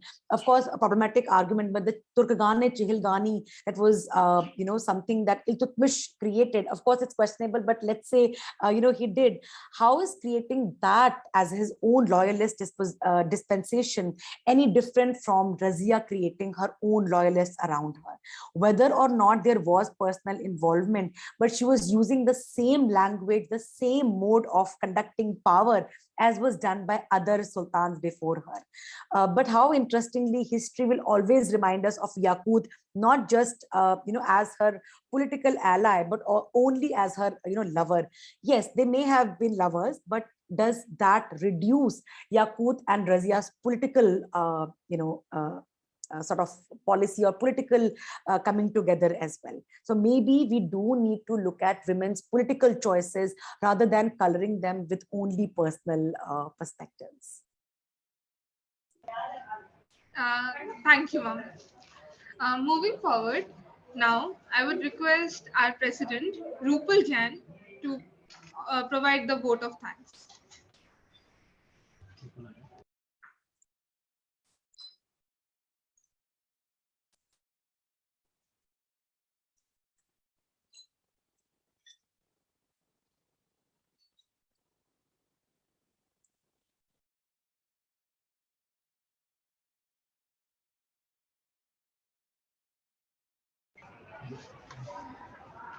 Good afternoon, everyone. I would like to extend my heartful gratitude towards each and everyone who was the part of this thought-provoking talk. First of all, I would like to thank our respected principal, Professor Gyantosh Kumar Jha, for his wonderful guidance throughout. A big thank you from the bottom of my heart to today's eminent speakers, Professor Kunkum Roy ma'am, Professor Charu Gupta ma'am, and Dr. Ruchika Sharma ma'am, for taking out time for their busy schedule. I am so grateful to Mr. Dipankar sir, Professor V.M. Jha sir, Mr. Ajit Kumar sir, and Dr. Priyam Barua ma'am, and all the teachers whose guidance was must for the success of this event. Last but not the least, I appreciate our organizing team, technical team, and all the volunteers for working so hard for this event. I thank all the lovely participants for their sheer participation. I hope you all enjoyed the talk very much. Thank you very much.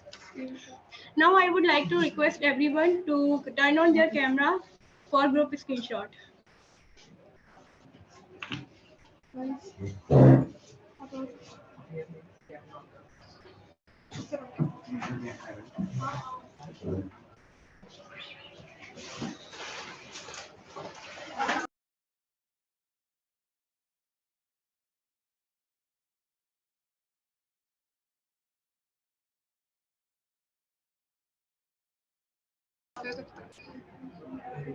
Is hers there?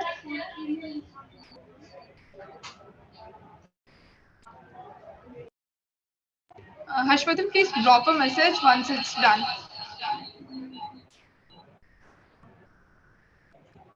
Mic off, good.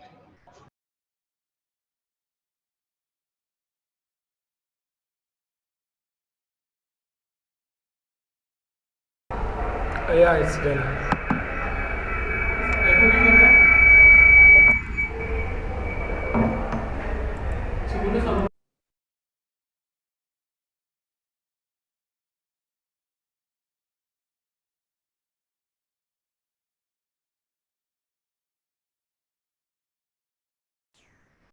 Thank you, everyone. So with this, we all end up our program.